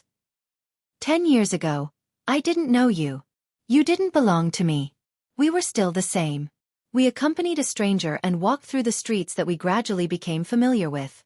10 years later, we are friends and can greet each other. But that kind of gentleness can no longer be found a reason to hug. In the end, lovers inevitably become friends. The melody of this song rang uncontrollably in Li Jiandong's mind. He couldn't help but think, will Xueqi and I become like this in the future?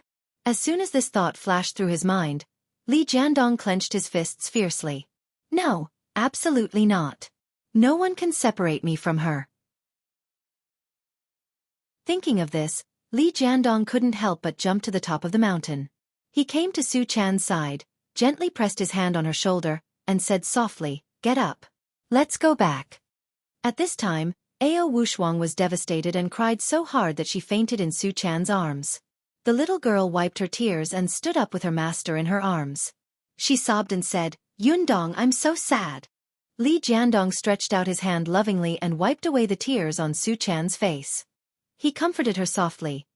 Maybe Wang Yuanshan has his own difficulties? Xueqi's eyes lit up and she suddenly said in a hurry, "Yes, there must be some difficulties. Yundong, don't you think so? It must be like this. Master must have made a mistake, right?" When Li Jiandong said this, he didn't believe it himself. In his opinion, was there anything more important than being with the person he loved? Difficulties? Even if the sky fell down, the two of them would die together. F***ck the difficulties. But these words could only be said in his heart. At the moment, he could persuade her as long as he could. Even if she knew that he was lying to her, with Xueqi's intelligence, it was impossible for her not to know that Li Jiandong was lying to her. But the little girl would rather be fooled and then comfort her master with it. Li Yundong smiled gently, nodded in self-deception, and said, "Well, he must have his reasons. Let's ask him again later. But, in my opinion, if Wang Yuanshan doesn't want to say it himself, I'm afraid it's useless no matter who asks." Xueqi felt much better. She hugged Ao Wushuang and said, "Yundong, let's go back. I don't want to stay here. I don't like it here." Li Jiandong nodded and said, "Well, let's go." The two of them took the unconscious Ao Wushuang all the way back. After leaving Mount Longhu, they flew to Tiannan City. By the time they got home, it was already late at night. After Xueqi put Ao Wushuang on the bed, she sat by the bed and looked at her master quietly. She had never seen her master have such a weak side, which made her feel so sad as if someone had pinched her with their hands. Li Jiandong accompanied her by her side. After a long time, Xueqi turned around and said softly to Li Jiandong, "Yundong, I'll sit with master for a while. Speaking of which, it seems that I've never been with her quietly for a night. Let me be alone with her, okay?" Li Jiandong nodded, kissed the little girl's forehead gently, and said softly, "Well, don't hurt your body. I'll go back first." As he said this, Li Jiandong walked to the door and suddenly turned around. He said gently, "Choner, don't worry. No matter what happens in the future, I won't leave you. I'm not Wang Yuanshan." Xueqi turned her head and looked at Li Jiandong in a daze. Somehow, tears flowed down her cheeks. She smiled, wiped her tears, and nodded hard. Li Jiandong nodded and smiled at Xueqi lovingly, then went out the door. After going out, Li Jiandong raised his head and sighed. Just as he was about to go to his room, he saw Ziyuan looking at him with sparkling eyes in the corridor.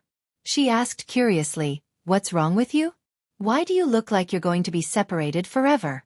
I seem to have heard you mention my master's name just now." Li Jiandong suddenly hesitated. He didn't know whether he should tell Ziyuan about Wang Yuanshan or not. If she knew that Wang Yuanshan was not dead, he really didn't know what kind of thoughts she would have. But what kind of person was Ziyuan? She was one of the most intelligent women in the world.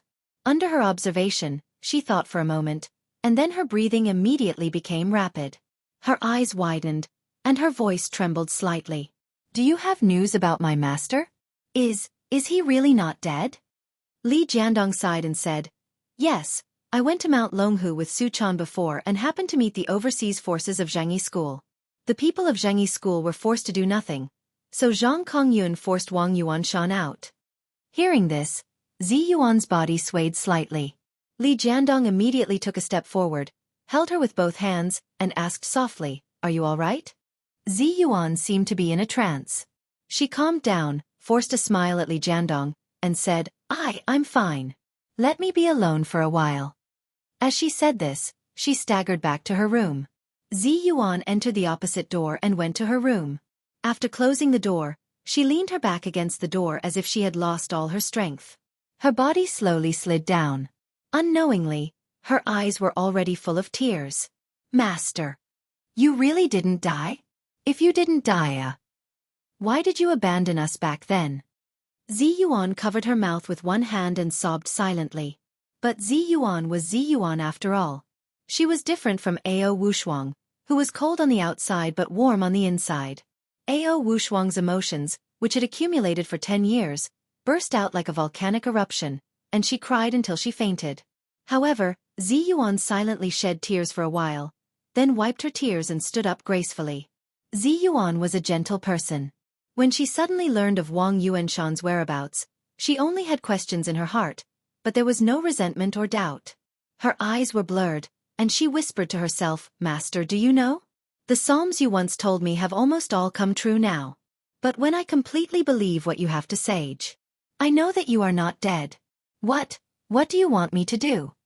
For a moment, Zi Yuan couldn't help but think of her master's figure in the past. Those scenes flashed before her eyes like a horse lantern. Every day she spent with her master was as ordinary as a clear stream in the mountains, like a breeze in the jungle. But after these scenes, she had received the news that Ruan Hongling, the successor of Jin Dan's stage, had appeared in the Taoist temple. From the beginning, she had met Li Yunyang, witnessed him being struck by lightning, and taught him cultivation step by step. Then, she had been willing to destroy 2 magic treasures for him to survive the divine tribulation. The two of them got along with each other bit by bit. There were memories of earth-shattering battles, family trifles, and war memories of the two of them sitting side by side in the kitchen. They were like mountains, rivers, and rivers. There were times when they were calm and low, and there were also ups and downs. Unconsciously, Zi Yuan sat down in front of the desk, picked up the inkstone on the inkstone in front of the desk, and gently ground the ink. Then she gently picked up the brush on the brush rack, dipped it in the ink, and unconsciously wrote their names on the paper in front of her. At first, Zi Yuan was still writing Wang Yuanshan and Li Yunyang in turn, but then when Zi Yuan had unconsciously written the whole page, she suddenly came to her senses. At a glance, she saw that Wang Yuanshan's name had only appeared a few times at the beginning, and then the rest of the paper was full of Li Yunyang's name. Looking at this piece of paper, Zi Yuan was lost in thought for a moment. Her eyes were blurred, and she was actually crazy. Chapter 728. Zi Yuan faintly looked at the note she had written and was a little obsessed. Just as she was in a daze, there was a sudden knock on the door. Soon. The sudden knock on the door awakened Zi Yuan.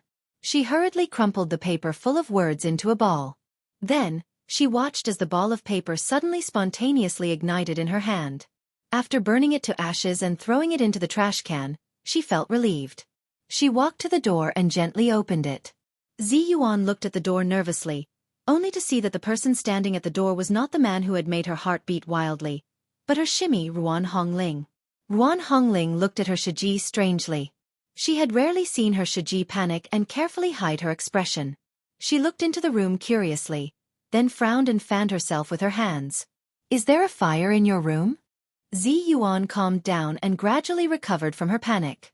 She asked lightly, "What's the matter?" Although Ruan Hongling felt strange, she did not suspect anything. She entered Zi Yuan's room and opened the window to ventilate the room. Then, she sat casually on the edge of the bed and looked at her toes, as if hesitating whether to say what she wanted to say. Seeing her like this, Zi Yuan smiled and said, "Did you come to my room so late to study the size of your feet?" Ruan Hongling raised her head and suddenly said quickly, "Xueqi Zi Yuan, we can't go on like this." Zi Yuan asked curiously how. Ruan Hongling said with red eyes, "I mean we are being bullied. You have to find a way to repair the 2 great treasures of our Zhangyi school. Otherwise, we will lose the position of the head of Linggong sect sooner or later." Zi Yuan didn't speak. She lowered her head in silence. After a while, she raised her head and said, "You should know, the difficulty of repairing these two powerful magical treasures is no different from rebuilding them. It's too difficult and takes too much time. It's impossible. Yuan Hongling said anxiously. But we should try. Yes, I know it's too difficult, but Xueqi, I really can't stand the feeling of being humiliated in front of everyone. If the Japanese hadn't come to mess things up this time, and if Li Yundong hadn't driven the Japanese away with great power, can you imagine what the situation would have been like? Zi Yuan naturally knew that her outcome and fate would be very terrible. A young woman like her would be imprisoned and face the wall. From then on, she would have to face the green lamp and the withered wall, ending her life. Zi Yuan was not afraid of loneliness and solitude. She was originally a woman with a light temperament and was not involved in the affairs of the world. If facing the wall and being imprisoned could eventually help her achieve the Tao and ascend to become an immortal, she could even stay at home for the rest of her life and never leave that small Taoist temple. But now, there was still a trace of reluctance in her heart. She was still thinking about the psalm that her master had left for her. This psalm was her life's destiny that her master had left for her. She had already uncovered most of it, but there were still some parts that she had yet to uncover. At the very least, she wanted to know the final answer and outcome before she faced all of this. Then she would have no regrets. Moreover, behind this idea, there was a faint trace of reluctance. She was already somewhat used to such a life. If she suddenly left this place, would she be reluctant to leave? Would she regret it? Would she be sad? Would she be reluctant to do so? She didn't know. Deep in her heart, Zi Yuan didn't even want to think about this question. Sometimes, she was strong and calm, but sometimes, even if she knew that she would be hurt, she would be like an ostrich, unwilling to face these problems. Looking at the silent Zi Yuan, Yuan Hongling became more and more anxious, and her voice became louder. Xueqi, Master doesn't care about us, but don't you care? You. At this time, Zi Yuan suddenly raised her head and looked at Yuan Hongling with a complicated look in her eyes. She interrupted her softly. Hongling, Master, he's not dead. Yuan Hongling's voice stopped abruptly, and the expression on her face froze. After a long time, her anxiety turned to shock, and then from shock to anger. She felt that she had been deceived, and a wave of anger rushed to the top of her head. Master is not dead? Then why hasn't he cared about us for the past 10 years? Then why would he rather watch us being bullied than come out to help us? The more Yuan Hongling spoke, the angrier she became. Her chest rose and fell violently as she shouted, "How could he do this? It's fine if he left us alone for 10 years, but how could he watch his own sect be bullied like this? What kind of master is he?" Zi Yuan sighed softly and said, "Hongling, Master must have his own difficulties. Don't talk about it. At least we know that Master is still alive. This is good news, isn't it?" Yuan Hongling's eyes were red, and her voice trembled slightly. "Good news? For me, the good news now is that we need to repair those two powerful magical weapons as soon as possible." Zi Yuan didn't speak again. She shook her head and said, "Don't think about it. It's too difficult." Yuan Hongling stared at Zi Yuan unwillingly. After a while, she stamped her feet and rushed out of the room. Soon. Zi Yuan looked at Yuan Hongling's figure and opened her mouth as if she wanted to say something. However, she quickly swallowed her words and sighed faintly.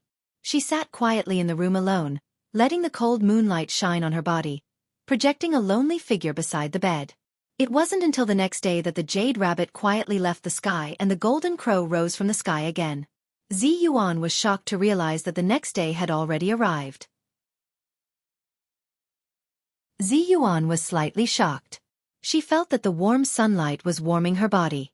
She stood up gently and walked out of the door to prepare breakfast. However, early in the morning, she saw Yuan Hongling rushing to the opposite door angrily. Zi Yuan opened her mouth and shouted, but Yuan Hongling rushed out without looking back. She sighed and shook her head. At this time, Yuan Hongling rushed to Li Yundong's room angrily. She couldn't stand her Xueqi's sometimes gentle personality. She wanted to ask Li Yundong for help and explain this matter to him. In order to help you get through the heavenly tribulation, Zi Yuan broke the glass mirror and the purple gold luo jade plate. Do you know that? Even if you didn't know, now that you know, don't you think you should do something? Do you know how badly Xueqi was bullied before? These words echoed in Yuan Hongling's mind all night. She had been hesitating whether she should go to her master or Li Yundong. But after thinking about it, Yuan Hongling finally chose Li Yundong, who was chivalrous and kept his promise, instead of the master who had a closer relationship with her but had left them alone for 10 years. Yuan Hongling also had the key to Li Yundong's door. She opened the door roughly and rushed in. Her posture and movements made the little foxes who were practicing in the room early in the morning turn their heads to look at her in surprise. Yuan Hongling ignored their gazes and rushed all the way to Li Yundong's room. She broke in without knocking on the door. But as soon as she entered, Yuan Hongling smelled a strong fragrance of medicine. Li Yundong, who was wrapped up like a mummy, was lying quietly on the bed. Yuan Hongling was stunned. Only then did she come to her senses. Li Yundong, who was invincible in the world, was still seriously injured and unconscious. Yuan Hongling's eyes darkened. She bit her lips gently with her snow-white teeth and complained in a low voice, "Aren't you made of iron? Why don't you stand up quickly?" As she was speaking in a low voice, she heard a voice coming from behind her. "Hey, what's the matter?" Yuan Hongling looked back and saw Li Yundong standing behind her, looking at her with a smile. His body was intact, and he didn't look injured at all. Yuan Hongling didn't come to her senses for a moment. She was startled and unconsciously exclaimed, which made the little foxes in the living room laugh. But Yuan Hongling quickly reacted. She rolled her eyes at Li Yundong and said angrily, "You're injured. Why don't you be quiet?" Li Yundong cried out, feeling wronged. "Who was the one who wanted me to stand up immediately just now?" Yuan Hongling blushed and argued, "I just think it's a little strange that you've been lying like this all this time. Aren't you always full of energy?" Li Yundong laughed. "Just take it as a vacation. Can't I rest for 2 days?" Yuan Hongling had gotten used to bickering with Li Yundong in the past. For a moment, she forgot the purpose of her visit. She blushed and put on a posture as if she wanted to fight with Li Yundong for 300 rounds. However, Li Yundong smiled and said, Okay, stop it. Why are you looking for me?" Yuan Hongling opened her mouth, but she hesitated. She stared at Li Yundong carefully. Just as she was about to speak, she heard a cell phone vibrating on the desk in Li Yundong's room. Li Yundong showed an apologetic expression to Yuan Hongling. He picked up the phone and glanced at it, only to see that it was a call from Lu Feier. As soon as Li Yundong picked up the phone, Lu Feier's clear voice came through. "Thank God. I thought you had disappeared again. Hey, where are you now?" Li Yundong chuckled. "Me? I'm back in Tiannan City." Lu Feier said angrily, "You're so annoying. You didn't even say goodbye before you left. It took us a long time to find you. I thought something had happened to you. You didn't answer the phone before." Li Yundong smiled and said, "There was something urgent, so I left in a hurry. By the way, how's the crew? Where's President Chow? Is she okay?" Lu Feier's voice suddenly changed, and she said very seriously, "Do you still remember Sister Chow?" "Li Yundong, I tell you, you're in trouble, big trouble." Li Yundong was stunned, and his heart trembled slightly. He thought to himself, could something have happened to Chow Kefi? No way.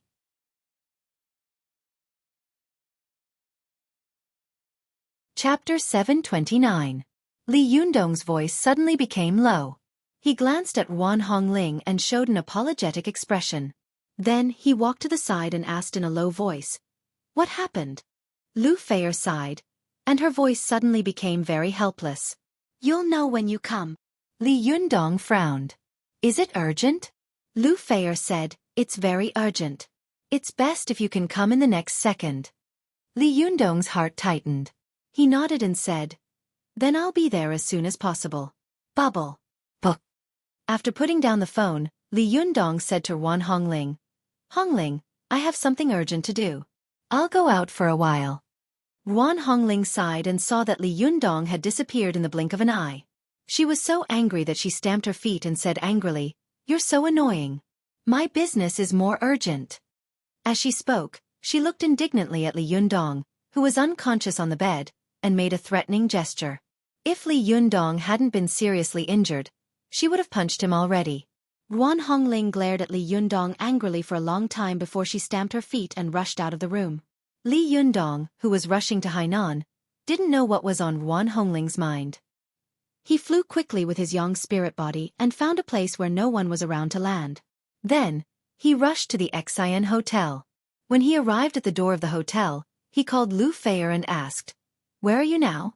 Lu Feier's voice was obviously stunned. "You're back? So fast?" Li Yundong said in a low voice. "Well, are you still in the room or in the studio?" Lu Feier hesitated for a moment and said, "We're in the room. Come quickly." Li Yundong hung up the phone without hesitation and rushed to Lu Feier and Chao Kefi's room. He pressed his hand on the doorknob and turned it, only to find that the door was not locked, so he pushed the door open and walked in. As soon as he pushed the door open, Li Yundong heard a pop-pop-pop sound and several black shadows rushed toward him. Li Yunyang was shocked. Although he was only at the young spirit realm at this time, he still had the experience of fighting and his spiritual power. At this time, he immediately subconsciously pushed his Xueqi forward, pushing it out like an invisible wall. The black shadows were immediately sent flying back. Puff, puff, puff. The screams of a few women could be heard. At this time, Li Yundong took a closer look and saw more than a dozen people standing in the room. Some were holding firecrackers, some were wearing pointed hats, and some were holding toy trumpets. But no matter what they were holding, they all seemed to be frozen. They were staring in one direction, not at Li Yundong, but at the two women in front of him. Of the two girls, one of them had a cream cake covering her face. Her face couldn't be seen, and the cream cake obviously couldn't hold on any longer. It slowly slid down her face, revealing a sluggish face.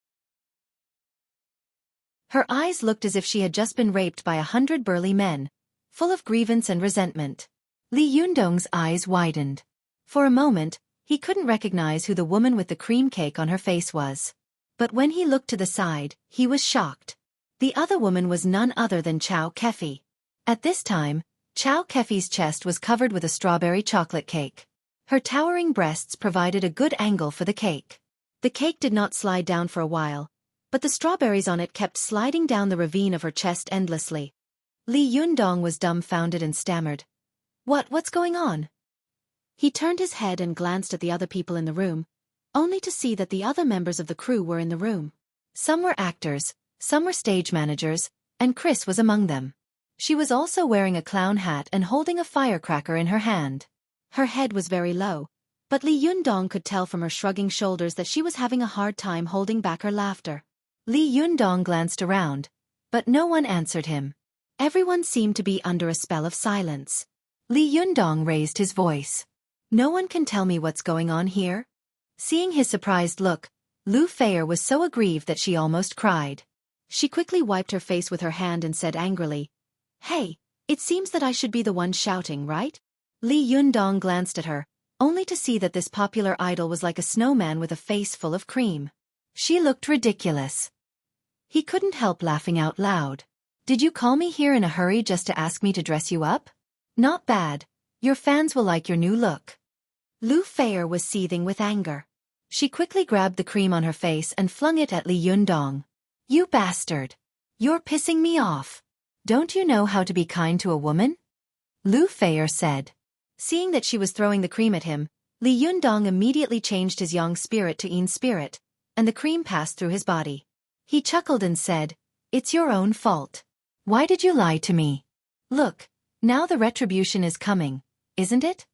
When Lu Feier saw that the cream she had thrown had passed through Li Yundong's body, she suddenly widened her eyes. Her dark eyes looked even more ridiculous on a face full of cream. But after staring for a while, tears suddenly welled up in her eyes. After a while, she quickly wiped her tears with both hands. When Li Yundong saw the girl crying, he felt a headache coming on. He looked at Chao Kefi, who was beside him, as if asking for help.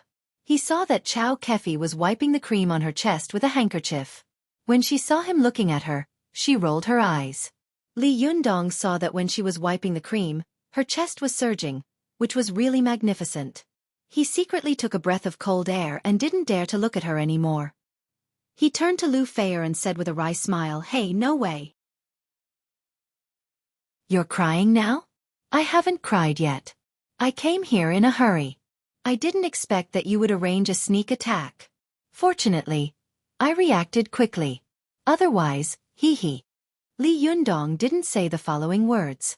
Otherwise, if the news that Invincible Li, who had defeated the Japanese cultivation world with his own strength and was known as the Fighting Heavenly Master, had been smashed beyond recognition by 2 pieces of cake got out, he was afraid that it would become the biggest joke in the Chinese cultivation world.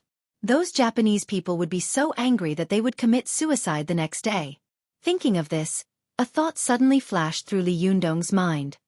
What will those Japanese do when they go back? Will they be willing? Will they keep their promise? But he quickly chased this thought out of his mind. He waved at Chris, who was not far away, and kept snickering with her head down. Hey, Chris, can you explain to me how all this happened? Chris asked. Can you explain to me how all this happened? Chris raised her head and looked at Li Yundong timidly, then at Lu Feier and Xueqi, who were embarrassed. She couldn't help but burst into laughter, but she immediately stopped laughing. She came to Li Yundong's side with a straight face, coughed dryly, and said, Master, today is Sister Chow's birthday, so we want to celebrate, but you are not here, so Lu Feier suggested. Lu Feier didn't wait for her to finish and immediately said loudly, Hey, you proposed to hit him with a cake. Chris's face changed greatly. She quickly waved her hands and said, No, it wasn't me, I didn't. Lu Feier said angrily, You were the one who suggested it. You said that it was popular in your country. Chris looked at Li Yundong with a terrified face. Like a child who had done something bad, she lowered her head and murmured, I just said it casually. The decision is up to you. Lu Feier pounced on Chris with her creamy hands and tried hard to wipe Chris's face. You are the initiator, the accomplice, and the main culprit. You can't escape the punishment of the law. At this time, Chris had completely forgotten that she had also inhaled the divine aura of elixir. Her physique had long surpassed that of ordinary people by dozens of times. This blonde foreign girl was obviously living a good life in the crew. She screamed and played hide-and-seek with Lu Feier in the room. Watching from the side, Li Yundong felt both warm and funny. He couldn't help but think of what he had encountered before. The continuous fierce battles in Mount Longhu seemed to be very far away from him at this time. At this time, the heaviness brought to him by Wang Yuanshan and Ao Wushuang's 10 years of acquaintance also slowly drifted away. He looked at the frolicking Chris and Lu Feier with a smile. He glanced to the side and saw that Xueqi was wiping her chest while looking at the 2 of them with a smile. Her eyes were soft and warm, as if she enjoyed such a life very much. Li Yundong's heart skipped a beat and he thought to himself, Xueqi doesn't seem to be completely controlled by the mystical silver fox, but this day will come sooner or later. What should I think of to help her keep her soul? Xueqi seemed to notice Li Yundong's gaze. She looked up at him, and her cheeks immediately turned red. Li Yundong saw that such a beautiful woman was so shy that she lowered her head. It was really beautiful. He immediately withdrew his gaze, coughed dryly, and said seriously, Sister Chow, happy birthday. Xueqi calmed herself down. She raised her head and said with a smile, Do you have any birthday present to prepare? Li Yundong came in a hurry, so how could he have any birthday present? He thought for a moment and said with a wry smile, Is a happy birthday enough? Xueqi stared at Li Yundong with infatuation in her eyes. She smiled softly and said, Yes, this is the best birthday present I have ever received. As soon as she finished speaking, Lu Feier shouted exaggeratedly, Sister Chow, it's not fair. I gave you such a valuable gift, but you didn't even say that to me. I said happy birthday without any capital, and your bones became a little lighter. You don't value love more than friends, do you? I protest, I complain, I want to go to the crew to impeach you. Most of the people in the crew knew about the scandal between Xueqi and Li Yundong, and they all laughed. Xueqi's face turned red from the laughter. She flew into a rage out of shame and pounced on Lu Feier, scratching and scratching. I'll let you say it, I'll let you say it. For a moment, there was constant laughter in the room. Li Yundong saw 2 beautiful women, one big and one small, shouting and rolling together. They were really fat and thin, lively and fragrant.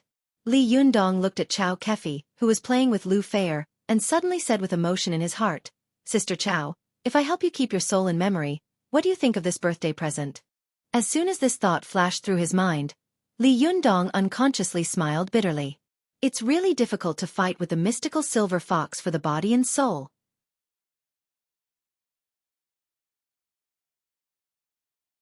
Chapter 730. Although a sudden birthday party had tricked Li Yundong from Tiannan City to Haikao City, Li Yundong still stayed with the mentality of taking things as they came.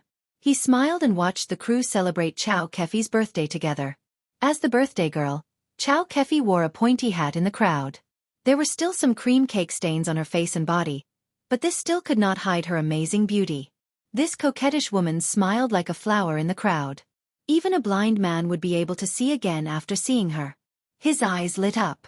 The party lasted for more than an hour in the room before everyone calmed down a little.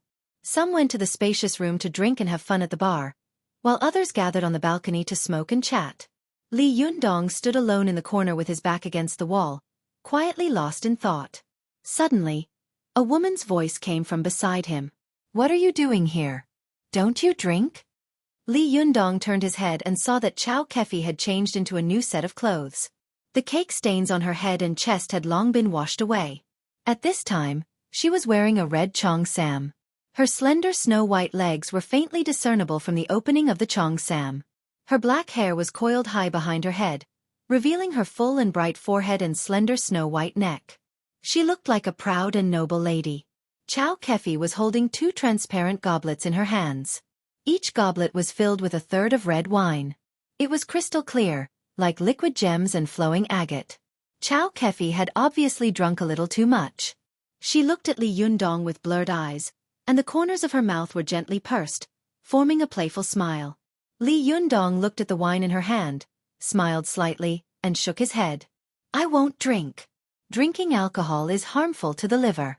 I advise you not to drink either." Xueqi giggled. She was obviously having a good time today. Her eyes were full of autumn waves as she smiled and said, "Life is full of joy. Don't let the wine cup be empty to the moon. When I met you a few months ago, you were still a wine fairy. Now you actually say that you don't drink anymore. TSK, you are not honest." Li Yundong smiled and said, "I had no choice. I had to drink at that time." Xueqi giggled and said, "Yeah, you're quite protective of the fairer sex. I haven't thanked you properly last time." Maybe it was the alcohol that gave her courage. Xueqi leaned over to Li Yundong, a little drunk, and giggled. "Hey, how can I thank you? You've helped me so much." Li Yundong quietly moved a little and said, "Sister Chow, didn't you help me a lot? Aren't we friends? It's only natural." Li Yundong was standing next to a counter, just 2 fists away from it. As soon as he moved aside, he made room for a person. Xueqi thought that Li Yundong was making room for her, so she immediately stepped forward and got in. As the saying goes, beer goes to the belly, white wine goes to the head, and red wine goes to the legs. When Xueqi took a step forward, her body suddenly staggered as if she was about to fall. Li Yundong didn't expect that Xueqi would take advantage of the situation. He didn't know whether to laugh or cry. He had to hold Xueqi with both hands and persuade her. "Sister Chow, you drank too much." Xueqi giggled and said, "I didn't drink too much. You drank too much. By the way, you won't get drunk no matter how much you drink. I can't compare to you." Li Yundong supported Xueqi and said softly, "Sister Chow, let me take you back." Xueqi giggled and said, "Go back? This is my room. Where should I go?" Li Yundong saw that she was swaying, as if she would fall into his arms if he let go, so he said, "I'll take you to my room to have a rest." Xueqi looked at Li Yundong with her charming eyes and giggled. "Go to your room? Well, help me there. I'm going to drink with you all night." Li Yundong smiled bitterly and turned to look at the other people in the room. He saw that Lu Feier was chatting with Chris, but she glanced at him from time to time. Especially when she saw him supporting Xueqi, her eyes became more and more ambiguous and strange. In front of Li Yundong, there was a charming beauty who threw herself into his arms. It would be a lie if he didn't feel any emotions in his heart. People were not plants and trees. How could they be emotionless? Li Yundong was not a piece of wood. How could he not know what Xueqi meant to him? Moreover, in the past, Master Xuefa, with his high cultivation, had almost set himself on fire in the face of the seduction of the mystical silver fox, let alone a strong Yuanyang boy like him. Li Yundong sighed in his heart and didn't dare to stay any longer. He supported Xueqi and walked to his room. Xueqi giggled as she walked. After entering the room, Xueqi gently struggled out of Li Yundong's hands and fell onto the bed. She giggled and said, "I'm so happy today. I didn't expect you to really come. I thought you wouldn't come today." Li Yundong smiled and didn't answer her. He just took off her high heels and carried her to the bed. After washing a hot towel in the bathroom and wiping her face for her, he said softly, "Sister Chow, sleep for a while. I'll go over first." Just as he was about to leave, Xueqi grabbed his hand and said with a pleading face, "Don't go. Talk to me. It'll be okay in a while." Li Yundong hesitated for a moment, nodded, and sat by the bed. When Xueqi saw him sitting down, she immediately breathed a sigh of relief, as if she felt safer and calmer with this man by her side. She murmured in a low voice, "You don't know. I've been exhausted these days. It's hard for me to have such a rest today. I haven't been so happy for a long time. You know, it's really tiring for a person like me to stay in the circle and refuse to be followed by others. When a man sees me, he thinks that I'm doing business by selling my body and wants to come up and take advantage of me. When a woman sees me, she thinks that I'm a prostitute, and her eyes are full of contempt." Xueqi let out a long sigh, and her eyes were full of resentment and grievance. Li Yundong saw it and sighed softly. "Then why do you still do this?" Xueqi raised her eyes slightly and smiled bitterly. "Then what do I do? Which line of work will I not be misunderstood by others? Unless I'm really a prostitute." Xueqi exhaled softly, and her breath was as fragrant as orchids. "At first, I just wanted to prove that I was not worse than others, so I worked hard. But I didn't expect that after such a long time in this line of work, I couldn't extricate myself. I couldn't figure out what else I could do in the future if I quit this line of work." Li Yundong smiled and said, "Sister Chow, you are so smart and beautiful. What can't you do?" Xueqi shook her head and said faintly, "Beautiful? It's not a good thing to be too beautiful. Sometimes a woman is too beautiful, which is a kind of original sin. An ordinary man is innocent, but he will get into trouble because of his wealth. You've seen it before. Even a guy like Zhao Yuzhen wanted to take advantage of me, and I was almost killed by him. Fortunately, you're here." As she said this, Xueqi looked at Li Yundong with blurred eyes and said, "Tell me, are you my lucky star?" Li Yundong didn't say anything and smiled silently. At this moment, anything he said would be wrong. 1,000 words were not as good as a silence. Xueqi looked at Li Yundong faintly, as if she knew what he was thinking. She sighed and envied the girl named Suchan in her heart. She also felt a little resentful at Li Yundong's unromantic avoidance, but more than that, she admired Li Yundong's persistence. The women around Li Yundong were very strange. The more infatuated he was with Suchan, the more they admired him. The more they admired him, the more they loved him. It was as if they were stuck in a quagmire and couldn't get out. "Well, I won't embarrass you. Just accompany me and listen to what I have to say. Although Fayer is a good person, there are some things that can't be said to hurt." Xueqi took Li Yundong's hand and murmured softly like a child. Throughout the night, she kept talking about her past until she fell into a deep sleep. Li Yundong saw that she had closed her eyes and was no longer talking. There was a soft snoring sound coming from her sinuses, and her body was lying on the bed. Because she was lying on her side, a deep ravine was squeezed out of her snow-white chest. This ravine was illuminated by the moonlight outside the window, and the shadows were really clear and layered. The exposed skin was as white as snow and as delicate as jade, enough to bury the lofty aspirations of any hero and martyr in the world. Xueqi's delicate red lips were slightly open, and she had a seductive posture that allowed him to taste her. Her eyebrows were filled with a soul-stirring charm.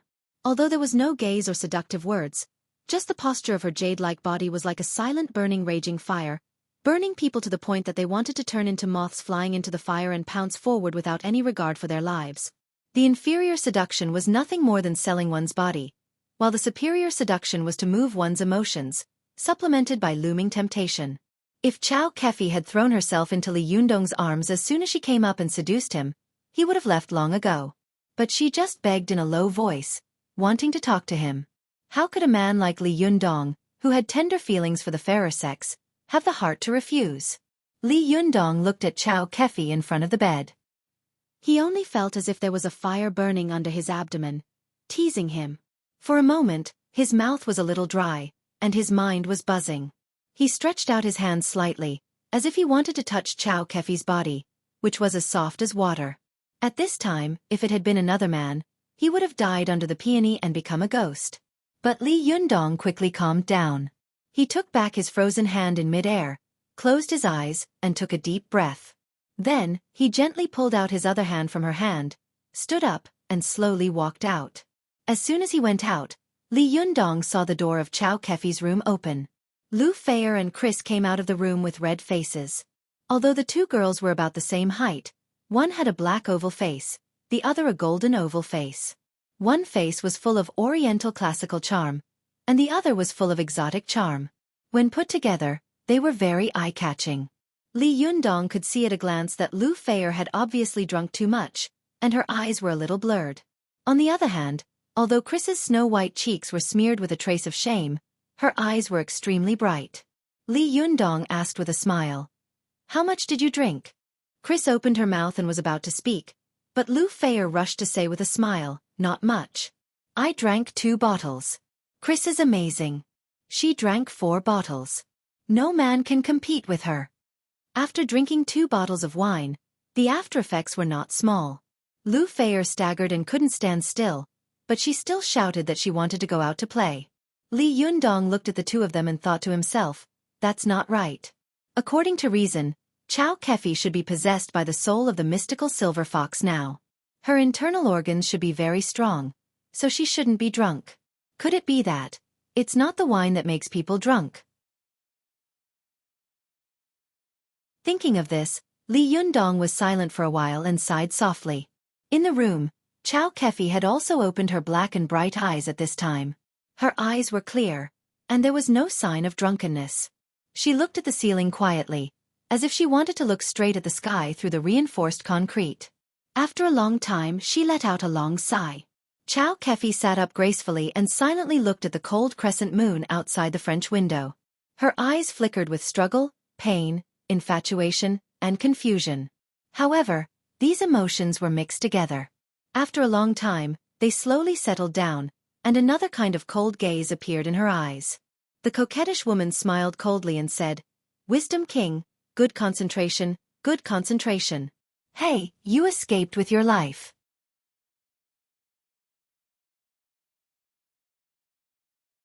Chapter 731. After that night, Li Yundong did not stay in the crew. He had wanted to say hello to Xueqi, Lu Feier, and the others early in the morning before returning to Tiannan City. However, because many of them had been crazy too late last night, they were still sleeping when Li Yundong arrived early in the morning. Li Yundong had no choice but to return to Tiannan City first. But as soon as he got home, he saw Ling Yu, the little fox, coming up to him with her mobile phone. She said in surprise, Leader, you're back? You called just now." It was very inconvenient for Li Yundong to go out with his young spirit body, so he had left his phone at home. Hearing Ling Yu's words, he took the phone and asked curiously, "Who's calling?" Ling Yu blinked her eyes. "I don't know. They didn't say anything. They just told you to call her back when you're back. It's a girl." Li Yundong smiled at her and asked, "Where's Su-chan? Still in the room? Your young martial uncle hasn't woken up yet?" Ling Yu shook her head. "No, Su-chan hasn't come out of her room yet."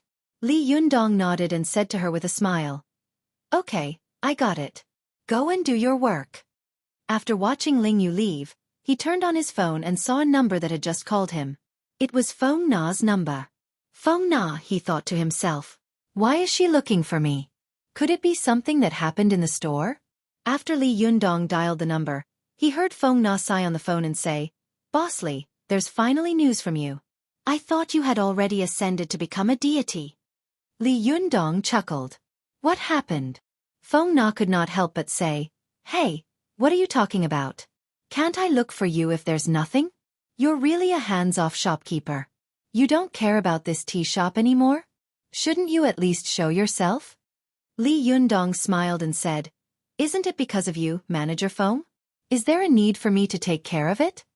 Feng Na sighed, "But you have to come today, and you have to come right away." Li Yundong asked curiously, "What's wrong?" Feng Na said, "Chris's family is here. They are having tea in the tea house now." Li Yundong was shocked. Ha! Her family is here? You found the tea house? What are you here for? Feng Na's voice sounded a little helpless. I'm here to look for Chris. I've already looked around the school, but you wouldn't answer my calls. So I had no choice but to come here. I was shocked when I opened the shop this morning. Come quickly, I can't handle this matter. Li Yundong thought for a while and said, Don't worry, you calm them down first. I'll call Chris first and ask Zi Yuan to bring her back later. Then I'll go to the Desanxian tea shop and see what they say. After Li Yundong hung up the phone, he turned around and went into the room, telling Zi Yuan about Chris. Zi Yuan knew that Chris had contributed a lot to the auction of the Medicine King tripod, and her cultivation heart was quite devout. She also had a great opportunity. She was a good seedling that could only be cultivated. Although her family had come here to take her back, they still had to listen to Chris's opinion. They couldn't make decisions on their own. After Zi Yuan picked him up, she immediately flew to Haikao. Ruan Hongling originally had a lot to say to Li Yundong, but seeing that he was busy rushing to the Desanxian, she had no choice but to swallow her words. After Li Yundong had explained everything, he hurried to the Desanxian. When he arrived at the intersection of the pedestrian street, Li Yundong saw Cheng Cheng, who had been looking forward to it, standing on her tiptoes and waving at Li Yundong. She hurriedly caught up with him and complained, Hero Li, you're too mysterious. It's so hard to find you. Li Yundong looked at her with a smile and said, What? You didn't make up an excuse to trick me, did you? Cheng Cheng punched Li Yundong on the shoulder and said angrily, What are you trying to trick? You're so heartless. We've been busy running this tea house these days. Is it easy? From purchasing goods to inspecting goods, from management to service, we're all naked. How could you say such sarcastic words? I'm so angry. No, I want a raise. Li Yundong laughed. Suddenly, his face turned serious and he said seriously, Do you know what happened to Yao Jusen? Cheng Cheng was stunned and didn't react. She said angrily, Hey, you black-hearted capitalist, do you want to exploit and oppress us poor working people? Don't you know that asking for a raise is the normal right of working people? Li Yundong said seriously, I know, but it's a little miserable. Cheng Cheng looked at Li Yundong with her mouth agape and asked timidly, How miserable? Will I be fired? You won't be so cruel, will you? Li Yundong said with a smile, No, the death penalty will be carried out immediately. Only then did Cheng Cheng react. She laughed and punched Li Yundong again. You're so annoying. I didn't stab you 8 times. Li Yundong laughed and said soon. Look at your resentful face. If you have a knife in your hand, do you think you can't stab me? Cheng Cheng pursed her lips and smiled. I wouldn't dare stab you. If I did, someone would fight me to the death. Besides, if I stabbed you, who would pay me? Li Yundong laughed and bickered with Cheng Cheng. Suddenly, he felt as if he had returned to school. He felt a little emotional. As he walked, he asked, By the way, how is the school now? No one wants to expel me, right? Cheng Cheng said curiously, Didn't you go through the procedures of suspension? Who would be so stupid as to expel the most famous student of Tiannan University? Hey, you don't know, but you are now the role model of our school. Li Yundong couldn't help laughing. He thought to himself, role model? Learning how to fight and PK people all day long? Cheng Cheng saw that Li Yundong didn't believe her, so she explained anxiously, You have to believe me. Now the student union is promoting you everywhere as a model for college students to start their own business. Your picture has been hanging on the publicity window of the school for more than a month. Li Yundong laughed. Don't be ridiculous. Feng Na is no longer the president of the student union. Is she? Yan Hua should have been promoted, right? He hates me very much. How could he do the publicity for me? Cheng Cheng smiled proudly and said, This is the last thing Nana did after she quit the student union. You really should have seen the expression on Yan Hua's face at that time. It was wonderful. I suspect that he wouldn't have that kind of expression even if he ate a raw mouse. Li Yundong smiled and talked with Cheng Cheng as they walked. Soon, they arrived at the door of Desanxian. Li Yundong turned his head and saw that the door of Zhao's tea house was closed. General Tai was guarding the door. Obviously, it was closed for business. He couldn't help but be stunned and asked curiously, When did Zhao Yogan's shop close? Cheng Qing thought for a moment and said, It seems to have been a while ago. I don't remember. It seems to have been a few days. What Li Yundong didn't know was that Zhao Yogan's soul had already left his body and he had died a long time ago. His property had almost been swept away by his two little sweethearts. When his family found that he was missing and his sweethearts had run away with his property, they immediately called the police. Zhao Yuzhen had been mean and selfish when he was alive. Once he died, his family naturally wouldn't be polite. In order to compete for his remaining property, they fought fiercely. All his real estate had been stopped for a long time and had entered the property evaluation stage. As one of his real estate, this tea house had naturally been closed long ago. Li Yundong thought for a while, but he couldn't figure out what was going on, so he didn't dwell on this issue. He smiled and said, Well, one less competitor, and the pressure will be less. How is business recently? Just as Cheng Cheng was about to speak, she saw a man walking out of the door of Desanxian. He said unhurriedly, Even if your tea house has no competitors, it will go out of business sooner or later. There was nothing more annoying than saying such unlucky words in front of a business shop. Li Yundong was secretly unhappy, but he didn't show it on his face. He turned his head and saw a man in a suit and leather shoes standing in front of him. The man was about 1.74 meters tall, with black hair and an Asian face. He looked quite delicate, with a pair of gentle gold-rimmed glasses on the bridge of his nose. His hair was combed straight, and the leather shoes on his feet were shining like a mirror. The man stood on the steps and looked down at Li Yundong. Although his face was calm, his eyes were full of aristocratic superiority and contempt. Li Yundong thought for a moment and asked, You are? At this time, Feng Na, who had been waiting at the door, rushed over and quickly introduced, Li Yundong, this is Chris's. Before she could finish her words, another big man rushed out of the store. He was a typical American football quarterback. He was tall and burly, with unkempt blonde hair, deep eyes, and a high nose. The outline of his face was somewhat similar to Chris's. When the man saw Li Yundong, he immediately looked at Feng Na and Cheng Cheng. At this time, several little foxes on duty in the Desanxian store were also cheering and running toward Li Yundong. He immediately understood and shouted at Li Yundong with saliva flying everywhere. Li Yundong's English was very poor, and the man spoke very fast. How could he know what he was saying? He could only quietly avoid the man's saliva, then turned to Feng Na and said, What did this guy say? Feng Na looked at Li Yundong with some worry and whispered. He said that he is Chris's brother. Just now, he asked you why you kidnapped Chris to this poor and backward place. Did you seduce her? He wants to sue you to the local government and the court, and... No matter how good-tempered Li Yundong was, he couldn't help but frown and say in a deep voice, And what? Feng Na hesitated for a moment and didn't say anything. Instead, the young Asian man next to her sneered and said in non-standard Chinese, Besides, your shabby tea shop looks like it's going to close down at any time.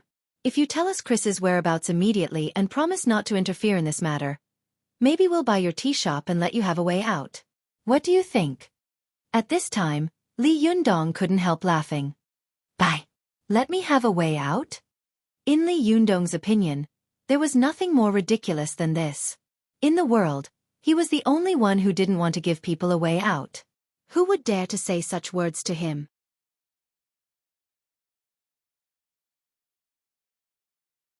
Chapter 732. Americans and Chinese people did not understand each other's languages. Li Yundong's English was very poor, and this foreigner, who claimed to be Chris's brother, also did not understand it. If the two of them talked to each other, they would really be like chickens talking to ducks, staring at each other.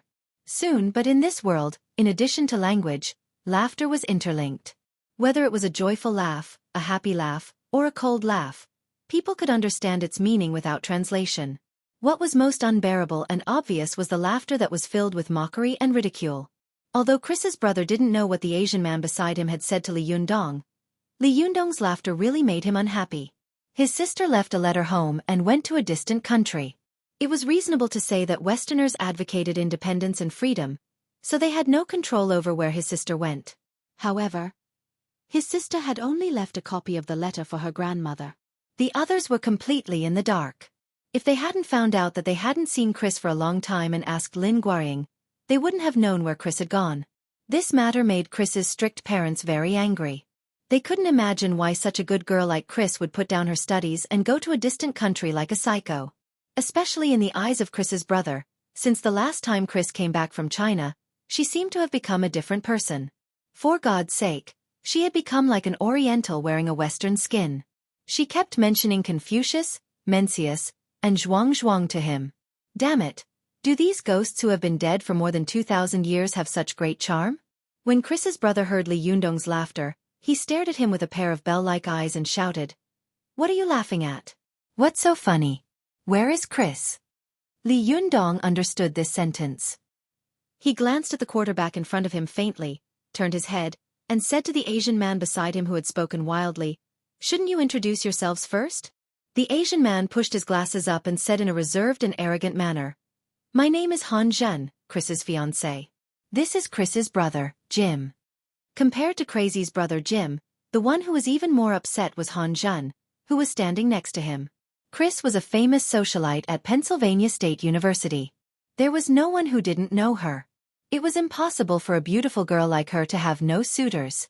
Han Zhen in front of him was not only the one who pursued her the most fiercely, but his family and Crazy's family were also on good terms. When Crazy's family settled in Harrisburg, they once led the Chinese to fight against the local gangsters in the United States. The important allies of Crazy's family were this Asian man's grandfather's family. Almost there, after the two families gained a foothold, Chris's family slowly turned to light industry, while the Asian man's family chose to run a business in the underworld. However, Han Zhen's father had been involved in the underworld business for a long time, and he always felt that he would run into ghosts if he walked too much at night, so he always wanted to clear his name. As a result, he naturally turned his attention to Han Zhen's close family friend. The old man of the Han family urged his son to work hard to pursue Crazy. Even without his father's urging, Han Zhen was also an admirer of Crazy and had pursued her since a long time ago. But when he was pursuing her fiercely, he found that Crazy had suddenly disappeared. After Han Zhen used his power to find out where Crazy had gone, he suddenly flew into a rage.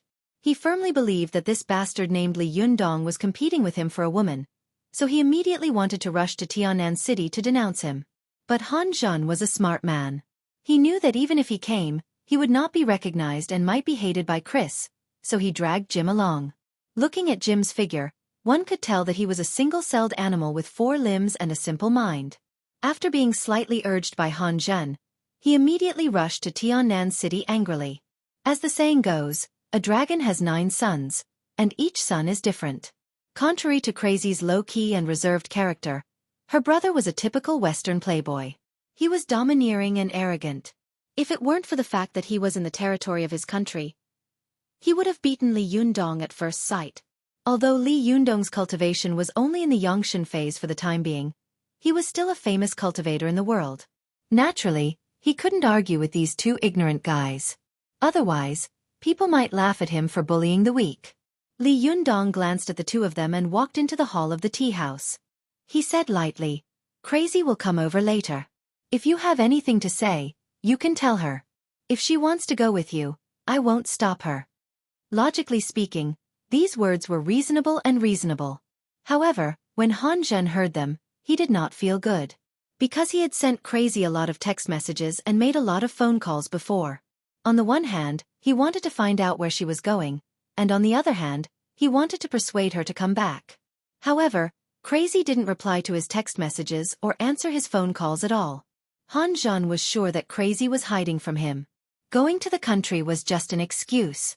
Maybe someone there had made her lose her mind for a while and made her fall in love with him. Especially when Han Zhen saw Li Yundong for the first time, he was even more shocked by his temperament. He came from a big family. Although he had seen many outstanding peers, he had never seen a young man as handsome and elegant as Li Yundong. Therefore, Han Zhen immediately concluded that it was reasonable for Crazy to fall in love with this countryman in front of him. It was also because of this that even Han Zhen himself didn't realize that in his subconscious, a demon called inferiority complex was gnawing at his soul and heart, making him more and more jealous of this countryman named Li Yundong. Han Zhen was sure that even if Li Yundong asked Crazy to come, she wouldn't go back with them. Unless this countryman in front of him asked her to go back, Crazy would probably go with them obediently. Therefore, Han Zhen stared at Li Yundong coldly and didn't take what he had said to heart at all. He just said, "You might as well think about what I said just now. If you are willing to persuade Crazy to go back with us, I can consider buying your tea house and paying twice the price. How about that?" Li Yundong didn't even think about it and immediately said flatly no. Han Zhen didn't take it seriously. He sneered and followed behind him to look at the tea house. Although his voice was still calm, there was always a hint of sarcasm and contempt in his tone. He said, "Looking at the location of your tea house, and according to the country's real estate and market policies, I can infer that your tea house should be rented. Therefore, you are at best a rented and renovated shop. Looking at the effect of your renovation, it will cost you at most about 400,000 yuan. According to your other operating costs, your tea house is worth 700,000 yuan at most. I'll double it for you. 4 million yuan. Sell it to me and help me persuade Crazy to go back. How about that?" 4 million yuan? The little foxes of the Fox Zen school looked at each other, and then one of them immediately said, "Wow, that's a lot of money. Will the leader sell it? If he sells it, he'll be rich." "Idiot, what will we eat if you sell it? How can you be so stupid as to kill the goose that lays the golden eggs? You're so stupid." "That's right. However, our tea house has not been doing very well." "Idiot, shut up. Aren't you afraid that the leader will be angry?" At this time, Li Yundong was no longer angry. He quietly listened to Han Zhen's chatter. He sat down at the tea table very calmly and smiled at the little foxes beside him. "What are you waiting for? Why don't you make me tea?" The little foxes seemed to wake up from a dream and went to make tea. Feng Na and Cheng Cheng stood to one side with worried faces. Li Yundong glanced at them and said with a smile, "Why are you standing there? Sit down, sit down." Feng Na and Cheng Cheng looked at each other, then secretly glanced at Han Zhen and Jim, who had ugly expressions on their faces. They then carefully sat down next to Li Yundong. Li Yundong asked with a smile, "How's the business of the tea house recently?"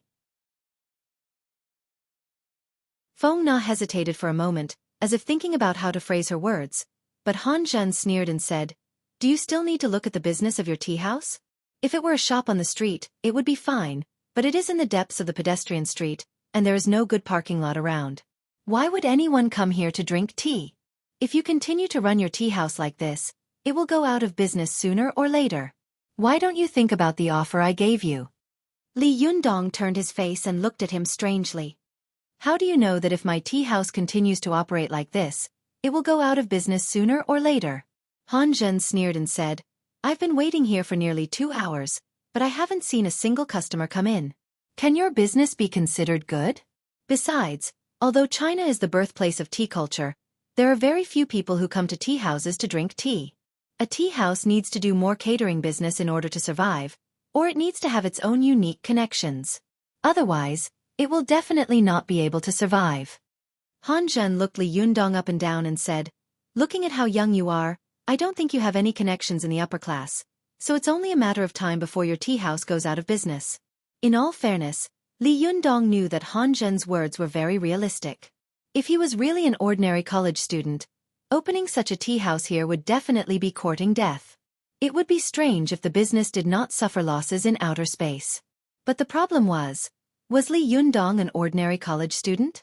Hearing Han Zhen's words, Li Yundong smiled slightly and didn't say anything more.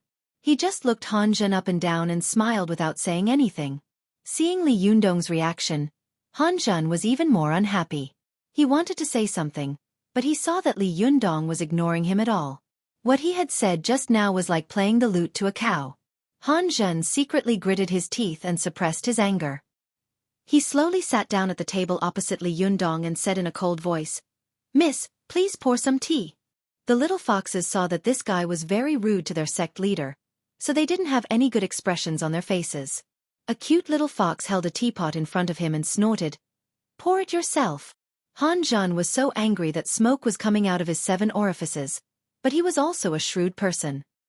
He forcibly suppressed his anger and pulled Jim, who was about to make a fuss, to sit down and wait quietly to the side.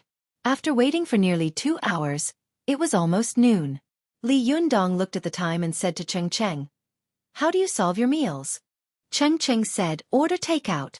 Li Yundong nodded and said to Cheng Cheng with a smile, "Well, go out and buy it." Cheng Cheng answered and trotted out of the door. She was immediately delighted and said to Li Yundong, "Chris is here." Although Jim didn't understand, he could still understand the words Chris. He immediately stood up. Han Zhen was also delighted. He also stood up and wanted to go out to greet her, but when he moved, he saw that Li Yundong was calmly drinking tea beside him as if there was no one else around. He immediately stopped and slowly sat down again, as if he wanted to compete with Li Yundong in terms of bearing all the time. Jim didn't care so much. He quickly walked out and saw Chris rushing over. He didn't even have time to look at Zi Yuan, who was next to him, and shouted at Chris. Chris was also a very assertive person. She raised her eyebrows and stood at the door of Desanxian, talking loudly with her brother in English. Zi Yuan, who had followed them, glanced at them and entered the tea house. She glanced around and walked toward Li Yundong with a smile. At first, Han Zhen was still drinking tea calmly, but when he glanced around and saw Zi Yuan, he was so shocked that he didn't even notice that the tea in the teacup had been poured on his body. He shouted crazily in his heart, "How could there be such a beautiful woman?"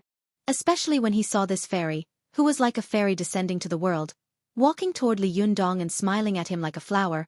A surge of jealousy almost burned him to ashes. What's so great about this guy? Not only did he win Chris's favor, but he also has such a fairy by his side. Zi Yuan didn't know that Han Zhen was so jealous. She smiled and said to Li Yundong, "How is the tea house's business?" Li Yundong smiled and said, "It doesn't seem to be very good." Zi Yuan smiled gently and comforted him. "It's okay. Business will get better. I saw that the tea house of Zhao across the street has closed, which means that we have one less competitor." Li Yundong chuckled. Before he could say anything, he suddenly saw Jim waving his arm, pointing at himself, and then the tea house roaring loudly. Li Yundong frowned secretly and asked Feng Na in a low voice, "What did they say?" Feng Na hesitated for a moment and said, "Jim said that our tea house is a joke and a pile of shit. If Chris doesn't go back with him, he will buy the tea house across the street along with this shit like Desanxian and let you have a taste of living on the streets and having nothing." Li Yundong didn't get angry. Instead, he laughed and said, "Nothing? Living on the streets? I've tasted it. I don't need his service. Tell him that not only will I not sell this tea house, but I will also open it all over the world in the future." As soon as he said this, not only was Feng Na tongue-tied, but her eyes were full of disbelief. Even the little foxes shook their heads secretly, not believing Li Yundong's words. Han Zhen was even more stimulated by Li Yundong's arrogant words and couldn't help laughing wildly, as if he had heard the funniest joke in the world. "Your broken tea house can open all over the world? I'm dying of laughter.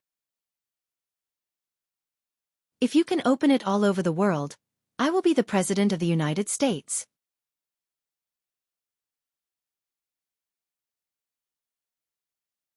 Chapter 733.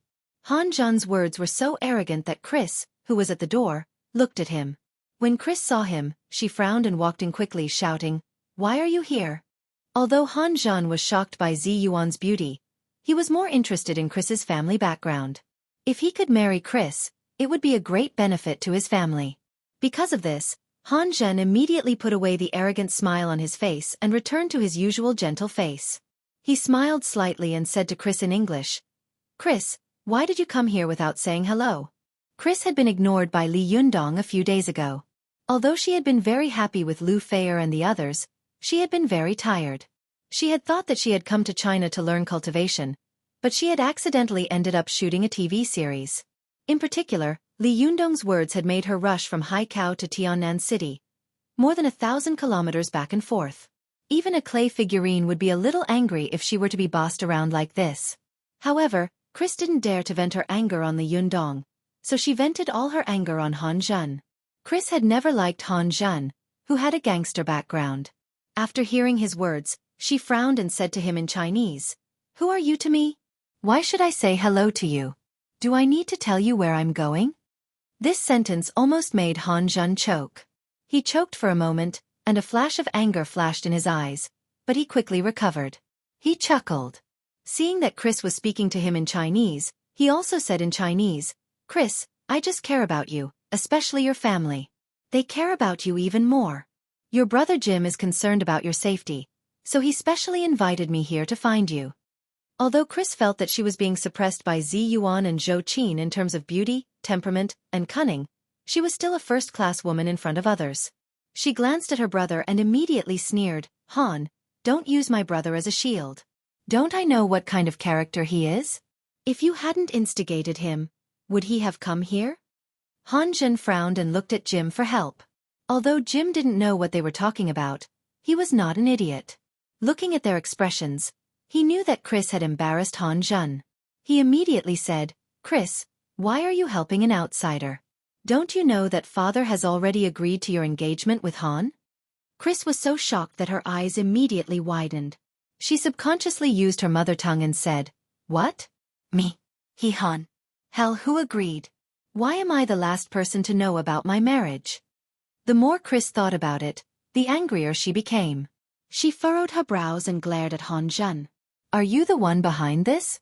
Han Zhen sighed and said to Chris with sincerity, "Chris, I really love you."